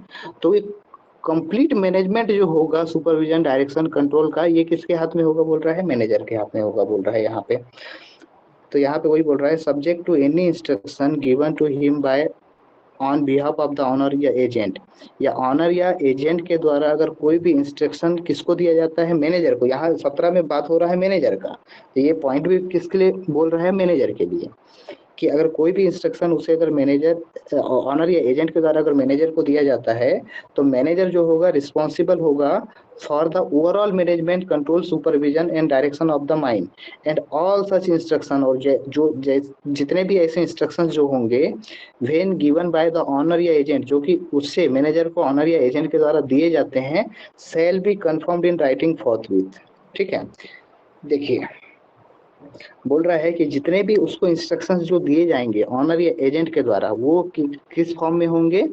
तुरंत जो दिए जाएंगे, कंफर्म किए जाएंगे। वो कैसे किए जाएंगे? उसको रिटर्न में। ऐसा नहीं कि मैंने बोल दिया कि भैया मैं ऑनर हूँ, मैनेजर को जो है कि मेरे खदान में आज ये करना है या ऐसा करवाना है, तो वो ऐसे उसको कराना नहीं है जब तक कि वो ऑर्डर रिटर्न फॉर्म में नहीं आएगा, ठीक है। तो यहाँ पे बोल रहा है कि जितने भी उसको जो इंस्ट्रक्शन जो दिए जाएंगे ऑनर या एजेंट के द्वारा जो दिए जाएंगे वो रिटर्न फॉर्म में होंगे, ठीक है। फिर बोलता है third point, accept in the case of an emergency, emergency के केस को छोड़कर द ऑनर और एजेंट ऑफ द माइन, यानी कि उस खदान का जो ऑनर होगा या एजेंट जो होगा या कोई भी any one of his behalf, या कोई भी अन्य व्यक्ति जो कि उनके बिहाफ पे काम कर रहा है, shall not give otherwise than through a manager instruction and affecting the fulfillment of his statutory duties to a person employed in a mine who is responsible to the manager। मतलब देखिए management के, देखिए ये हो गया honour, उसके नीचे होता है एजेंट, ठीक है, और ये हो गया मैनेजर। अब ऑनर इसको इंस्ट्रक्शन देगा, एजेंट भी इसको इंस्ट्रक्शन देगा, या ऑनर एजेंट को इंस्ट्रक्शन दिया और एजेंट ने मैनेजर को इंस्ट्रक्शन दिया, ठीक है। तो कुल मिला के मैनेजर को इंस्ट्रक्शंस कौन दे सकता है? निर्देश जो दे सकता है ऑनर और एजेंट दे सकते हैं, या इनके बिहाफ पे कोई व्यक्ति अगर यहाँ काम कर रहा होगा, जैसे कि एजेंट ने अपने अंदर नीचे एक जो है आदमी अपॉइंट करके रखा है, ऑथराइज करके रखा है कि जब तू अभी ये काम सारा ड्यूटी अपने उसको सौंप के रखा है, तो उनके ऑथराइज जो पर्सन होगा। तो बोल रहा है कि कोई भी जो भी ऑर्डर जो जाएगा, ऑर्डर या इंस्ट्रक्शंस है ना, खदान में जो भी जाएंगे वो प्रॉपर चैनल में मैनेजर के थ्रू होके ही जाएंगे। डायरेक्ट ऐसा नहीं कि एजेंट ने यहाँ कोई नियम लागू कर दिया, ऐसा कुछ नहीं है। या कोई भी इंस्ट्रक्शन जो जाएंगे तो बोल रहा है प्रॉपर चैनल में जाएंगे, मैनेजर के थ्रू होके ही जाएंगे। बट वो बोल दिया है accept in the case of emergency, अगर कोई ऐसा केस जो इमरजेंसी का हो, उस कंडीशन में ऑनर और एजेंट डायरेक्टली कोई इंस्ट्रक्शंस माइंस में लागू करा सकता है, परंतु अगर इमरजेंसी का केस नहीं है तो कोई भी इंस्ट्रक्शन मैनेजर के थ्रू ही माइंस में जाएगा, उसको बाईपास नहीं किया जा सकता, ठीक है। तो ये बोल रहा है कि सारी जानकारी मैनेजर के पास होगी, मैनेजर के थ्रू ही कोई भी इंस्ट्रक्शंस पास करेगा। ये है आपका 17 में। तो 17 का पहला पॉइंट क्या बोला कि खदान का पूरा जो होगा, सिंपल सा इसमें एक पॉइंट ये भी याद रखना कि सोल, यहाँ पे वर्ड यूज किया था, कहाँ गया, हाँ यहाँ पे देखिए सोल है ना, सोल मैनेजर, यानी कि एक खदान के लिए एक ही मैनेजर होगा, ठीक है। ऐसा नहीं है कि एक खदान में 2 मैनेजर बना दिया, कभी भी याद रखना एक खदान का एक ही मैनेजर होता है, ठीक है। तो सोलली जो होती है वो खदान का रिस्पॉन्सिबल एक मैनेजर के हाथ में होता है, ठीक है। तो ये है, ठीक है। अब कहीं पे उसका वो वाइडेड डेट लगेगा तो वहां पे जब केस आएगा तब पढ़ेंगे, ठीक है। वो आएगा कहाँ पे? आपका रेगुलेशन नंबर 27 में आता है, ठीक है।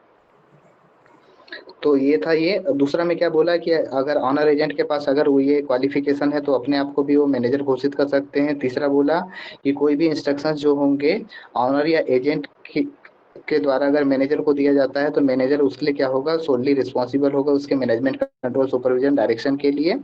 ठीक है, और कोई भी अगर ऐसा इंस्ट्रक्शन दिया जाता है तो वो रिटर्न में दिया जाएगा।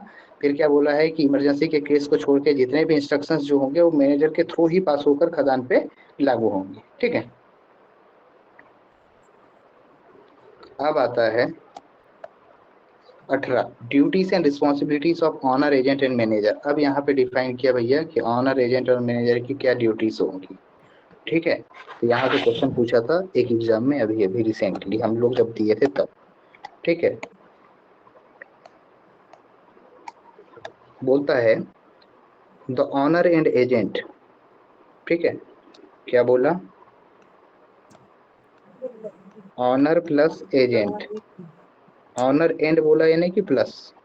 ठीक है, ऑनर और agent of every mine shall each be responsible for making financial arrangement, है ना, financial and other provision and for taking such other steps as may be necessary for compliance with the provision of this act, regulation, rules, bylaws and orders made thereunder। देखिए संपर्क से समझिएगा, mines act सबका boss, mines act के अंतर ही क्या बने हैं, के तहत ही रेगुलेशन बने हैं, रूल बने हैं, बायलॉस बने हैं, उसी के दायरे में रह के बनते हैं। ठीक है, ये अपन पढ़ चुके हैं कई बार। ठीक है, तो इस या कोई अगर मान लीजिए कोई ऑर्डर निकलता है, ठीक है, तो वो भी माइंस एक्ट के दायरे में रह के ही निकलेगा। तो इसमें जितना भी हम प्रोविजंस बोलते हैं यानी कि जो भी उसमें बताए गए हैं, है ना, जितने भी चीजें बताई गई हैं तो उनका क्या करना होता है, हमको खदान में लागू करवाना होता है, उन चीजों को हमारे खदान में लागू करना होता है, तो उसी को बोलते हैं कंप्लायंस। कंप्लायंस मतलब कि खदान में उन चीजों को लागू कराना।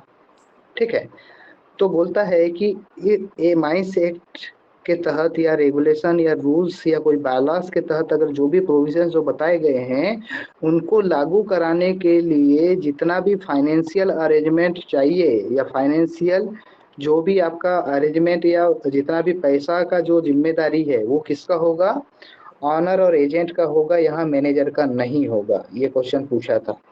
ठीक है, तो ये पॉइंट को याद रखना, ये क्वेश्चन पूछा था। ठीक है, कि फाइनेंशियल प्रोविजन के लिए कौन रिस्पॉन्सिबल होता है, कौन होता है, ऑनर और एजेंट, ना कि मैनेजर। पैसे का लेन देन, अगर मान लीजिए खदान में अगर कहीं कैंटीन बनवाना है मेरे को, तो कैंटीन बनवाने के लिए पैसा लगेगा ना, तो वो उसकी जिम्मेदारी मैनेजर के ऊपर नहीं है ना, मैनेजर को उससे हटा दिया, बोला कि ऑनर और एजेंट की जिम्मेदारी है। जैसे अपन पढ़े थे माइन रेस्क्यू रूल, है ना, तो माइन रेस्क्यू रूल में कहीं मैनेजर को बोला कि आपका रेस्क्यू रूल बनाने का जिम्मेदारी आपका है, या क्रेची रूल जब पढ़ रहे थे कहीं मैनेजर को बोला क्या कि क्रेची रूल बनाने की जिम्मेदारी मैनेजर की, नहीं बोले अपन ने, वहां पे स्पेसिफिकली ऑनर को बोल दिया उसने। यहाँ पे तो माइंस एक्ट सबसे पहले बना, तो ये बड़ा दायरा हो गया, फिर उसके अंतर्गत अलग अलग जो बने हैं तो वहां पे अलग से और डिफाइन किया है। जैसे क्रेच रूल में बोला कि कौन जिम्मेदार होगा, ऑनर होगा बोला, है ना। जैसे अपन वहां पढ़ रहे थे कि एकोमोडेशन दिलाना है किसको, किसके लिए, रेस्क्यू स्टेशन वालों को, रेस्क्यू रूम वालों को, है ना, तो उसके लिए पूरी तरीके से ऑनर जिम्मेदार होगा, ऐसा पढ़े थे अपन ने, है ना। तो वही बोल रहा है कि यहाँ फाइनेंशियल अरेंजमेंट के लिए एक रूल्स रेगुलेशन में जो भी प्रोविजंस बताए गए हैं उनको लागू करवाने के लिए जितना भी पैसा का जरूरत होगा, फाइनेंशियल अरेंजमेंट जो लगेगा उसके लिए रिस्पॉन्सिबल होगा ऑनर प्लस एजेंट। ठीक है, पॉइंट नोट कर देना। सेकेंड पॉइंट,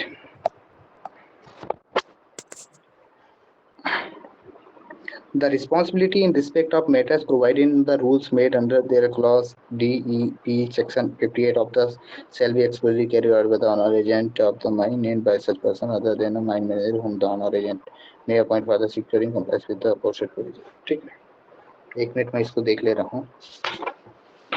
DEP ना, कौन सा 58 का DEP,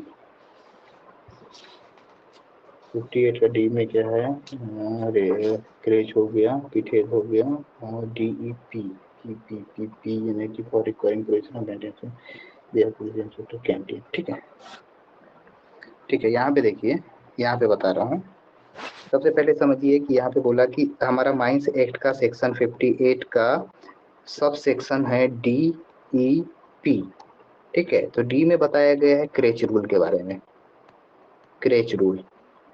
ई में बताया गया है पिट हेड बाथ, ठीक है। क्रेच रूल यानी कि क्रेच रूम के बारे में बताया गया है, ठीक है। और पी में बताया गया, क्या बोला मैंने यहाँ पे, क्या था, हाँ कैंटीन, ठीक है। तो बोला है कि ये जो भी इनका जो भी है, यहाँ पे देखिए, the responsibility in respect of the matters, यानी कि ऐसे मैटर्स जिनका जो कि इस रूल्स में क्लॉज DEP में बताए गए हैं सेक्शन 58 के, shall be exclusively carried out by the owner and agent, यानी कि उनको किसके द्वारा निभाया जाएगा, ऑनर और एजेंट के द्वारा उन जिम्मेदारियों का निर्वहन किया जाएगा of the mine and bye such person, या अन्य वैसा व्यक्ति जिससे कि अदर देन मैनेजर। देखिए यहाँ मैनेजर की कोई जिम्मेदारी नहीं है। किस केस में, ये 3 केस मैंने बताया ना, क्रेच रूम का, पीठेड बात का और कैंटीन का, इसमें मैनेजर रिस्पॉन्सिबल नहीं है, ठीक है। मैनेजर रिस्पॉन्सिबल नहीं है। कौन रिस्पॉन्सिबल है, ऑनर एंड एजेंट, ठीक है, या अन्य व्यक्ति जिसे कि इन्होंने अपॉइंट किया है ये सब काम देखने के लिए, ठीक है। तो ये हो गया, ठीक है। यहाँ पे लिखा है देखिए, and bye such person whom to the owner or agent may appoint for securing compliance with the aforesaid provision, यानी कि जो प्रोविजन बताए गए हैं उसके लिए अगर कोई अन्य व्यक्ति ने क्या किए हैं, अपॉइंट किए हैं, तो वो व्यक्ति भी इसके लिए जिम्मेदार होगा, ठीक है। तो यहाँ पे ये पॉइंट है, तो याद रखना DEP ऑफ 58 में क्या है, क्रेच रूम है, पिठेड बाथरूम है और कैंटीन है, ठीक है। अब आते हैं point 3, subsection 3। If the carrying out of any instruction given under subsection 2, subsection 2 मतलब ये ऊपर वाला जो बोल रहा है, ये अपन ने जो पढ़े थे, क्रेच रूम, पिठेड बाथरूम और कैंटीन, और given otherwise than through the manager under subsection 3 of the 17, यानी कि 17 का 3 अभी अपन ने ऊपर पढ़े थे ना, क्या था कि जो होगा कि जितने भी जो इंस्ट्रक्शंस होंगे वो मैनेजर के थ्रू होके ही जाएंगे, है ना। फिर क्या बोल रहा है, आगे पढ़ते हैं। In the contravention of the provision of this act, of the regulation, rules, bylaws, or order made thereunder, every person giving such instructions shall also be liable for the contravention of the provision concerned, ठीक है। अरे वही बात को घुमा घुमा के बोलता है सारा, ठीक है। देखिए अभी अपन ने पढ़े,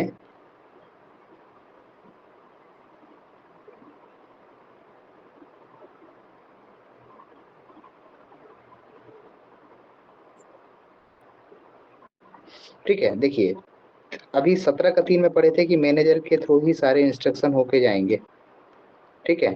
फिर उसके बाद अभी अपन ने पढ़े कि क्रेच रूम, पिठेद बाथरूम और कैंटीन, इसके लिए कौन जिम्मेदार होगा, आपका ऑनर होगा, एजेंट होगा, या अन्य व्यक्ति जिसे कि अपॉइंट किया हो इस काम को करने के लिए, ठीक है। अगर इसमें कोई भी कंट्रावेंशन होता है, ठीक है, इसमें कोई भी कंट्रावेंशन होता है, कंट्रावेंशन यानी कि कंट्रावेंशन मतलब कि रूल ब्रेक करना, हमको जो रूल फॉलो करने के लिए बोल रहे हैं उस रूल को फॉलो नहीं किया जा रहा है तो कंट्रावेंशन हो गया। तो वैसा ये हर व्यक्ति अगर ऐसा अगर फॉलो नहीं कर रहा है तो वो उसके लिए क्या होगा, उसका कंट्रावेंशन के लिए क्या होगा, रिस्पॉन्सिबल होगा। कंट्रावेंशन यानी कि वो कंट्रावेंशन ऐसा उसका उल्लंघन करने के लिए, उन नियमों को उल्लंघन करने के लिए जिम्मेदार होगा, ये बोल रहा है, ठीक है। सर हाँ ये जो सबसेक्शन 2 लिखा है वो 17 का 2 है हिंदी में। 5वां पॉइंट बोलता है, इन the event of any contravention, अगर कंट्रावेंशन मतलब कि कोई अगर नियम का फॉलो नहीं किया जा रहा है, रूल ब्रेक हो रहा है तो कंट्रावेंशन बोलते हैं, ठीक है, या वायलेशन बोल सकते हैं अपन, ठीक है। बाय एनी पर्सन, किसी भी व्यक्ति के द्वारा, ठीक है। अगर कंट्रावेंशन हो रहा है किसी भी व्यक्ति के द्वारा, whosoever of any of the provision of this act or of the regulation, rules or bylaws or order made thereunder, except those which specially require any person to do any act or thing or prohibit any person from doing an act or thing besides the person who contravenes each of the following person shall also be deemed to be guilty of such contravention unless he proves that he had used due होगा, वो due नहीं होगा ना, used due diligence to secure compliance with the provision and had taken reasonable means to prevent such contravention. ठीक है, अब यहाँ पे मैं इसको एक बार पूरा कंप्लीट कर रहा हूँ, फिर दोनों की समरी देखेंगे. If the official or officials appointed to perform duties of supervision in respect of the provision contravened, the manager of the mine, the honorary agent of the mine, the person appointed, if any, to carry out the responsibility under subsection 2 appears on inquiry, under subsection 2, provided that any of the person aforesaid may not be proceeded against if it is appears on inquiry and investigation that he is not prima faciable. It shall not be a defense in any proceeding brought against the owner or agent of a mine under this section that the manager and other officials have been appointed in accordance with the provision of this act that a person to carry the responsibility under subsection 2 has been appointed. ठीक है, बहुत सारा लंबा चौड़ा कहानी बोल दिया है इसमें, तो इसको देखते हैं, एक कहानी समझिएगा.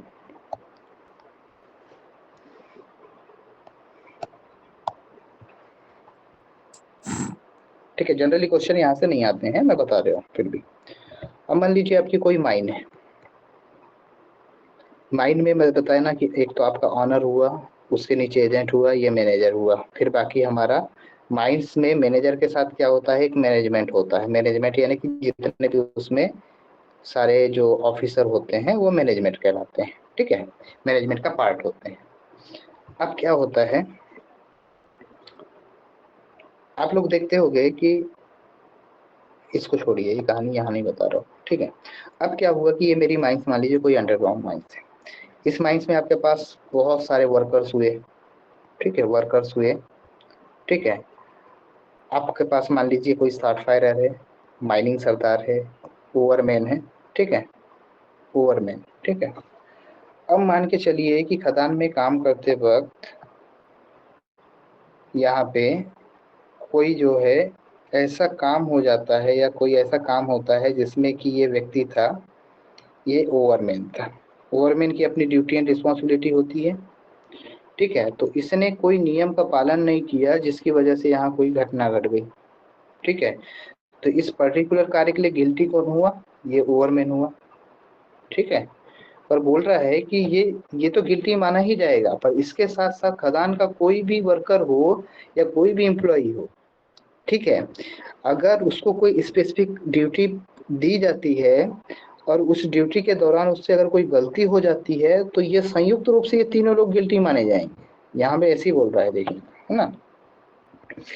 इन the event of any contravention, contravention मतलब कि कोई रूल ब्रेक होता है. ठीक है, by any person whosoever of any of the provision of this act, जो भी इस एक्ट या रेगुलेशन या रूल्स या बायलॉज जो बनाए गए हैं या कोई ऑर्डर इसके तहत दिया गया है, उसके तहत अगर कोई भी व्यक्ति अगर क्या करता है, कंट्रावेंशन करता है. ठीक है, उसका यानी कि नियमों का उल्लंघन करता है, एक्सेप्ट, पर यहाँ पे कुछ केस को छोड़ा है, those which specifically require any person to do any act or thing or prohibit any person from doing an act or thing besides the person who contravenes. Each of the following persons shall also be deemed to be guilty of such contravention unless he proves that he had used due diligence to secure compliance with the provision and had taken reasonable means to prevent such contravention. ठीक है, पहला case ये बोला कि कोई भी व्यक्ति अगर क्या कर रहा है, कंट्रावेंशन कर रहा है, तो वो क्या माना जाएगा, गिल्टी माना जाएगा. ठीक है, अगर उसने कोई कंट्रावेंशन किया है, तो कोई नियम का उल्लंघन किया है, तो कोई वायलेशन किया है, तो परंतु बोल रहा है कि किस कंडीशन को छोड़ के, अगर किसी व्यक्ति को कोई स्पेसिफिकली रिक्वायरमेंट के लिए वो काम करने के लिए दिया गया था. ठीक है, टू डू एनी एक्ट और थिंग, या prohibit any person from doing an act और थिंग, या किसी व्यक्ति को कोई काम करने से रोका गया. ठीक है, besides the person who contravenes, है ना, उसकी जगह पे कोई अन्य व्यक्ति को लगा के उससे काम करा रहा है तो ये कंट्रावीन है। तो each of the following person shall also be deemed, यानी कि मान लीजिए कि यहाँ पे एक व्यक्ति है जो कि शॉर्ट फायरर है, ठीक है, इसका काम है ब्लास्टिंग करना, ठीक है। अब यहाँ पे कोई एक व्यक्ति जो है, अन्य व्यक्ति है, ये दूसरा शॉर्ट फायरर है मान लीजिए, ठीक है। तो इस शॉर्ट फायरर की जगह पे यहाँ पे जाके इस शॉर्ट फायरर से मैं काम करा ले रहा हूँ उस पर्टिकुलर केस में, जिस दिन का बात है ना। या इसको शॉर्ट फायरिंग नहीं करनी आ रही है, वो रोज यानी रेगुलर ब्लास्टिंग नहीं कर रहा है, फिर भी उससे करा रहे हैं, तो ये कंट्रावेंस हुआ, ठीक है। तो इसमें ये व्यक्ति जो यहाँ पे इन्वॉल्व हुआ है ये वाला, तो ये भी उसका गिल्टी माना जाएगा बोल रहे हैं, ठीक है। परंतु अगर इस चीज को प्रूव कर दे कि ये जो काम मैंने किया, कि ये इसको करने का उद्देश्य जो था वो था कि क्या करना, कि देखे secure compliance with the provision and had taken reasonable means to prevent such contravention, यानी कि ये जो काम किया गया है उस कंट्रावेंशन को प्रिवेंट करने के लिए किया गया है, ऐसा कुछ अगर वो क्या देता है, सफाई देता है, तो उसकी सफाई अगर, यानी सफाई देना मतलब यानी कि वो अपना क्या पक्ष रखता है, तो उसका पक्ष अगर ऐसा है तो उसको गिल्टी नहीं माना जाएगा बोल रहा है, ऐसे कुछ बोल रहा है, ठीक है। इसको एग्जैक्टली मैं भी नहीं समझ पा रहा हूँ कि साला घुमा घुमा के क्या बोल रहा है, ठीक है। बट यहाँ वाला पॉइंट मुझे समझ आ गया है, ठीक है। यहाँ पे ये है, हम लोग तो बस इतना याद रखे थे इसको, कि जब भी खदान में कोई भी अगर गिल्टी माना जाता है तो उसके साथ जो होता है ऑटोमेटिकली ऑनर एजेंट और मैनेजर गिल्टी माने जाते हैं, ठीक है। तो ऑफिशियल और ऑफिशियल में कौन कौन आते हैं, जितने भी लोग हम लोग जैसे हैं ना, कि आपका माइनिंग सरदार ऑफिशियल है, ठीक है, माइनिंग सरदार हो गया, ओवरमैन हो गया, सॉफ्टवेयर ऑफिशियल में नहीं आता है, ठीक है। फिर आपका जितने भी असिस्टेंट मैनेजर हो गए सब ऑफिशियल के पार्ट होते हैं, सर्वेयर हो गए ऑफिशियल के पार्ट होते हैं, ये जितने भी हैं, तो इनको अपॉइंट किया गया है to perform duties of supervision, ठीक है। ऑफिशियल को सुपरविजन की ड्यूटी के लिए अपॉइंट किया गया है in respect of the provision contravened, अगर प्रोविजन जो है कंट्रावेंट हो रहा है यहाँ पे, तो उस केस में कौन कौन जो है गिल्टी माना जाएगा बोल रहा है। तो मैनेजर, माइंस का मैनेजर, दूसरा ऑनर और एजेंट, तीसरा द पर्सन अपॉइंटेड, जिस पर्सन को अपॉइंट किया गया था वो, इफ एनी, अगर ऐसा कोई है, ठीक है। अगर यानी कि इसमें क्या बोल रहा है कि वह व्यक्ति जिसे कि अपॉइंट किया गया था जिसके के द्वारा ये गलती हुई है, यानी कि अगर कोई ऑफिशियल स्टाफ के द्वारा अगर कोई गलती होती है तो उसके केस में बोल रहे हैं ऑनर एजेंट मैनेजर भी क्या है, बराबर रूप से official have been appointed in accordance with the provision of this act that a person to carry the responsibility under subsection has been appointed, ठीक है। एक मिनट रुकना, मेरे को फोन आ रहा है किसी का, आवाज आ रही है ना? जी सर। ठीक है, तो मैं, हाँ, ये अपन क्या कर रहे थे, ये वाला पॉइंट है ना, 5 और 6 जो है इसको मैं एक बार खुद से पूरा इसका एग्जैक्ट मीनिंग निकाल के फिर आपको मैं बताऊंगा, ठीक है। इसको छोड़ दीजिएगा 5 और 6 का, हालांकि ऐसे ही कुछ है इसमें, ठीक है। इसका एग्जैक्ट मीनिंग मैं आपको बताऊंगा, सही है सर।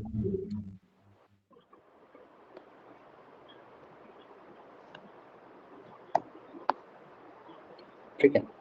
इसके बाद आता है आपका चैप्टर 5। तो अभी देखिए, आज मैं जो आपको मोटा मोटी जो क्वेश्चन जो हैं कहाँ कहाँ से आते हैं ये मैं बता रहा हूँ। आज के जो पॉइंट पढ़े हैं, कमिटी वाला तो हो गया था, मैनेजर वाले में नोटिस ऑफ माइनिंग ऑपरेशन 16 बहुत जरूरी है। 16 में तो सबसे पहले बोल देता है कि आपका सेक्शन नंबर ही पूछता है। 17 में भी मैनेजर का अपॉइंटमेंट किस एक्ट के किस सेक्शन के तहत होता है, तो 17 के तहत होता है। अंदर का कुछ मतलब नहीं है, बस इतना याद रखना है कि मैनेजर को अपॉइंट कौन कर सकता है, तो ऑनर और एजेंट उसके ऊपर वाला ही कर सकता है, इतना बस उसमें याद रखना है, ठीक है। फिर आपका जो है 16 वाला का मैंने क्वेश्चन बता ही दिया था आपको क्या क्या क्वेश्चन हो सकते हैं, ठीक है। फिर 18 में क्या था, ऑनर एजेंट और मैनेजर का रिस्पॉन्सिबिलिटीज का पढ़ रहे थे अपन। तो इसमें क्या है कि पहला पॉइंट जो था कि फाइनेंशियल अरेंजमेंट के लिए इंपॉर्टेंट रिस्पॉन्सिबल कौन है आपका, कि ऑनर और एजेंट रिस्पॉन्सिबल है, ठीक है। ये जो बाकी 3 जो बताए थे अपन ने, पीठेद बात और ये जो कैंटीन और ये जो क्रैश का था, उसके लिए मैनेजर जिम्मेदार नहीं होता, ऑनर एजेंट होते हैं, ठीक है। कोई भी अगर इंस्ट्रक्शन जो दिया गया है, यानी कि जो आपके जो इंस्ट्रक्शंस दिए गए हैं सब सेक्शन 2 में, है ना, वो सारा, यानी कंट्रावेंशन अगर कुछ होता है तो रिस्पॉन्सिबल होता है कौन, ऑनर एजेंट, यानी कि रिस्पॉन्सिबल कंसर्न पर्सन जो होता है रिस्पॉन्सिबल होगा। और चौथा में क्या पढ़े थे अपन ने, कि subject to the provision of the subsection 1 2 3 the owner agent and manager of every mine shall is भी रिस्पांसिबल टू सी द, और हाँ यानी कि ऑनर एजेंट और मैनेजर जो हैं ऊपर के जो सबसेक्शन 1 2 3 पढ़े है ना, इन सारे में जितना भी चीज अगर कोई भी अगर प्रोविजन के तहत अगर किसी चीज को मेंटेन किया जा रहा है तो उसमें जो भी ऑपरेशन जो चल रहे हैं वो नियम और कानून के साथ चल रहे हैं कि नहीं, वो देखने की जिम्मेदारी ऑनर एजेंट मैनेजर की संयुक्त रूप से हो जाती है। ठीक है, इस तरीके से यहाँ पे ऐसा कुछ है। ठीक है, तो यहाँ पे आपको ज्यादा घुसना नहीं है, बस ये है कि इसकी कहानी अगर इतना भी समझ लिए हैं, एक बार रिवाइज जरूर करेगा। अगर रिवाइज नहीं करेंगे तो मैं बता रहा हूँ ना कि ये मैं तो बताया ना कि 10 से 15 बार पढ़ाऊंगा, पर ये बहुत खराब है। बताया ना, एक्ट का भाषा इतना ये है ना कि हर बार जो है आपको पढ़ने के लिए ना एक एक वर्ड का मीनिंग निकालेंगे तो अभी निकल आएगा एकदम। ये लैंग्वेज जो होती है इसकी कि आपका जो है बहुत खराब है। या तो फिर ये है कि आपको इसको टाइम टू टाइम रिवाइज करना होगा, नहीं तो आप जो है इसको भूल जाएंगे। मैं बता रहा हूँ ना कि आज का रिवीजन किया हुआ अभी अपन ने जितना भी पढ़े हैं ऑक्यूपेशनल हेल्थ सेफ्टी, वो आपको 2 दिन बाद भूल जाएगा, है ना। तो उसको आपको टाइम टू टाइम रिवाइज करना पड़ेगा, क्योंकि इसका लैंग्वेज ऐसा है। या तो उसका सार अपने शब्दों में बना के रख लीजिए तो वो आपको एक बार रिवाइज करने से हो जाएगा। ठीक है, तो मैंने एक ठो कॉपी में अपना एक ठो पूरा समरी लिख लिया था कि जहां जहां से क्वेश्चन पूछे जाते हैं वैसे अपना बना के रख लिया था। तो मैं बार बार इसका लैंग्वेज पढ़ने नहीं जाता, क्योंकि इसका लैंग्वेज पढ़ने जाओगे तो एकदम हेक्टिक लैंग्वेज है, और आदमी बताया ना कि पढ़ते पढ़ते एकदम उबासी आ जाएगा, आधी चीज समझ नहीं आती है लैंग्वेज में।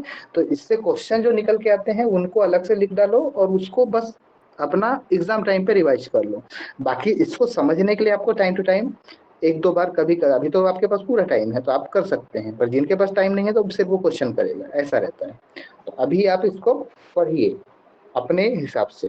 ठीक है, बाकी क्वेश्चन वाला पार्ट तो मैं कवर कर ही रहा हूँ। ठीक है, वो मैं जब नोट्स दूंगा तो उसमें क्वेश्चन सहित कवर हो जाएंगे पूरे। फिर आता है chapter 5 provisions as to health and safety. ठीक है, इसमें बहुत खराब आपको लगेगा, ड्रिंकिंग वाटर यहाँ पढ़ेंगे, इसके बाद इसी को माइन रूल में लिख के दे दिया है, आधा यहाँ लिखा है आधा वहाँ लिखा है। फिर कंजर्वेंसी के बारे में भी यहाँ पे आधा लिखा है वहाँ पे लिखा है।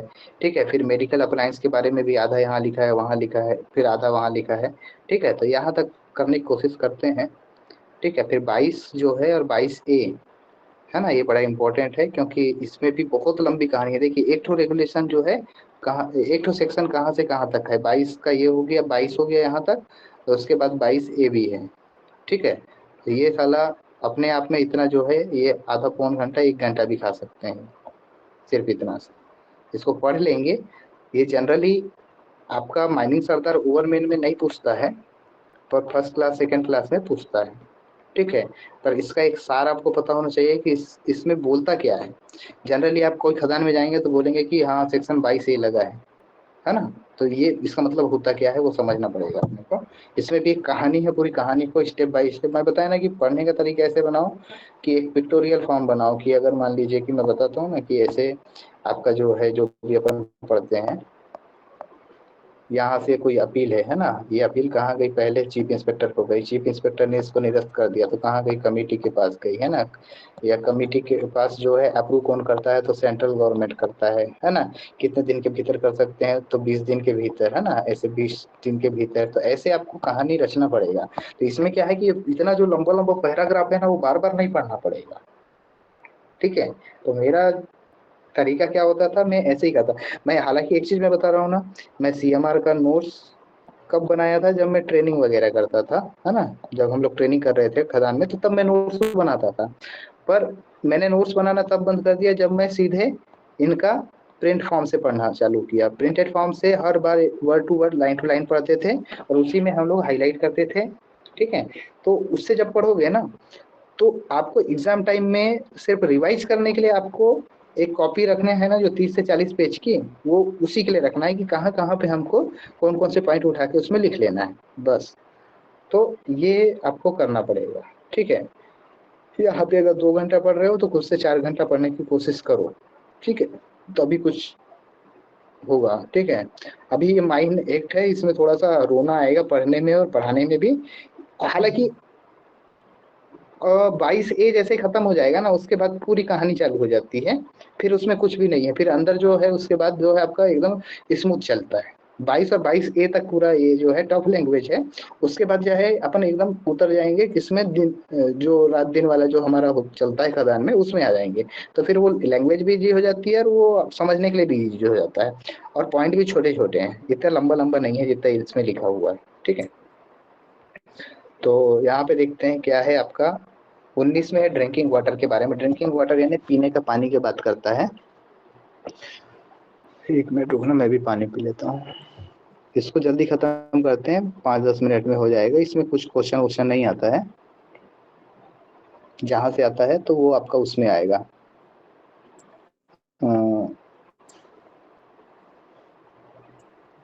क्या बोलते हैं, माइन रूल से। ठीक है, तो ड्रिंकिंग वाटर में देखिए क्या बोलता है, in every mine effective arrangement shall be made to provide and maintain at suitable points conveniently suited at a sufficient supply of cool लिखा है यहाँ पे, cool नहीं है, ये cool होगा। ठीक है, यहाँ पे cool wholesome drinking water for all person employed therein, मतलब कि क्या बोल रहा है, ये यहाँ पे cool जो लिखा है ना, ये cool हो जाएगा। ठीक है, तो प्रत्येक माइंस में क्या बोल रहा है कि आपको क्या करना है कि खदान में इफेक्टिव अरेंजमेंट रखना है। किसके लिए, पीने के पानी के पर्याप्त व्यवस्था, होलसम ड्रिंकिंग वाटर। ठीक है, पीने योग्य पानी। ठीक है, कूल यानी ठंडा पानी, water for all person employees, यानी खदान में जितने भी लोग काम कर रहे हैं उनके पीने योग्य पानी यानी ठंडा पानी, सफिशिएंट सप्लाई यानी कि पर्याप्त मात्रा में, सुटेबल पॉइंट कन्वीनियंटली सिचुएटेड यानी कि ऐसे स्थान पे जहाँ पे आसानी से पहुंचा जा सकता है पानी पीने के लिए, ऐसे जगह पे क्या करना है, ऐसा अरेंजमेंट बना के रखना है, ये बोल दिया। ठीक है, यानी कि माइन मैनेजमेंट का ये दायित्व रहेगा कि लोगों के पानी पीने के लिए जगह जगह पे पीने के पानी व्यवस्था कराएगा। ठीक है, अब यहाँ पे क्या बोलता है, प्रोवाइडेड डेट यानी कि कोई केस लगा दिया। ठीक है, in case of person employed below ground, अब यहाँ पे केस लगाया जो लोग कहाँ पे काम करते हैं, बिलो ग्राउंड में काम करते हैं, नीचे काम करते हैं। द चीफ इंस्पेक्टर, कौन भैया, हमारा भगवान। ठीक है, चीफ इंस्पेक्टर में यानी कि कर सकता है, in lieu of drinking water being provided and maintain at suitable points permit any other effective arrangement to be made for such supply. ठीक है, देखिए अब पानी का अरेंजमेंट का क्या क्या तरीका हो सकता है,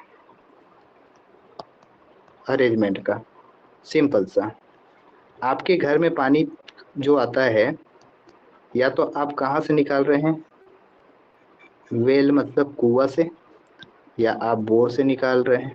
ठीक है, या तो आप कोई तालाब से ला रहे हैं, जो भी है। अब उसको दूसरा तरीका से देखिए कि कहीं पे पानी आपको नल के तहत मिल रहा है, टैप के थ्रू मिल रहा है, कहीं पे इस पानी को हम कहाँ रख दिए, मटका में रख दिए। ठीक है, कहीं पे ये पानी हमारा आरओ वाटर फिल्टर है ना, उसके तहत आपको मिल रहा है। ठीक है, तो ये जो तरीका होगा बिलो ग्राउंड के केस में चीफ इंस्पेक्टर कुछ भी स्पेसिफाई कर सकता है, बोलता है। ठीक है, पर ओपन कास्ट के केस में अभी एक पॉइंट आएगा। ठीक है, तो यहाँ से कोई कहानी नहीं है, बस इतना समझना है कि खदान में पीने के पानी की व्यवस्था करना है। अंडरग्राउंड के केस में चीफ इंस्पेक्टर कोई भी माध्यम यानी कि पानी अरेंजमेंट का कोई भी माध्यम बता सकता है। ठीक है, अब सेकेंड पॉइंट क्या बोलता है हमारा, ऑल सच पॉइंट्स, ऐसी हर जगह shall be legibly marked drinking water, जहाँ पे भी पानी पीने की व्यवस्था होगी वहाँ पे क्या होगा, एक पर्चा चस्पा जाएगा या एक होर्डिंग्स लगाई जाएगी जिसमें लिखा होगा ड्रिंकिंग वाटर, पीने का पानी। ठीक है, ऐसा बोल रहा है, in a language understood by the majority of the person employed in the mine, and no such point shall be situated within 9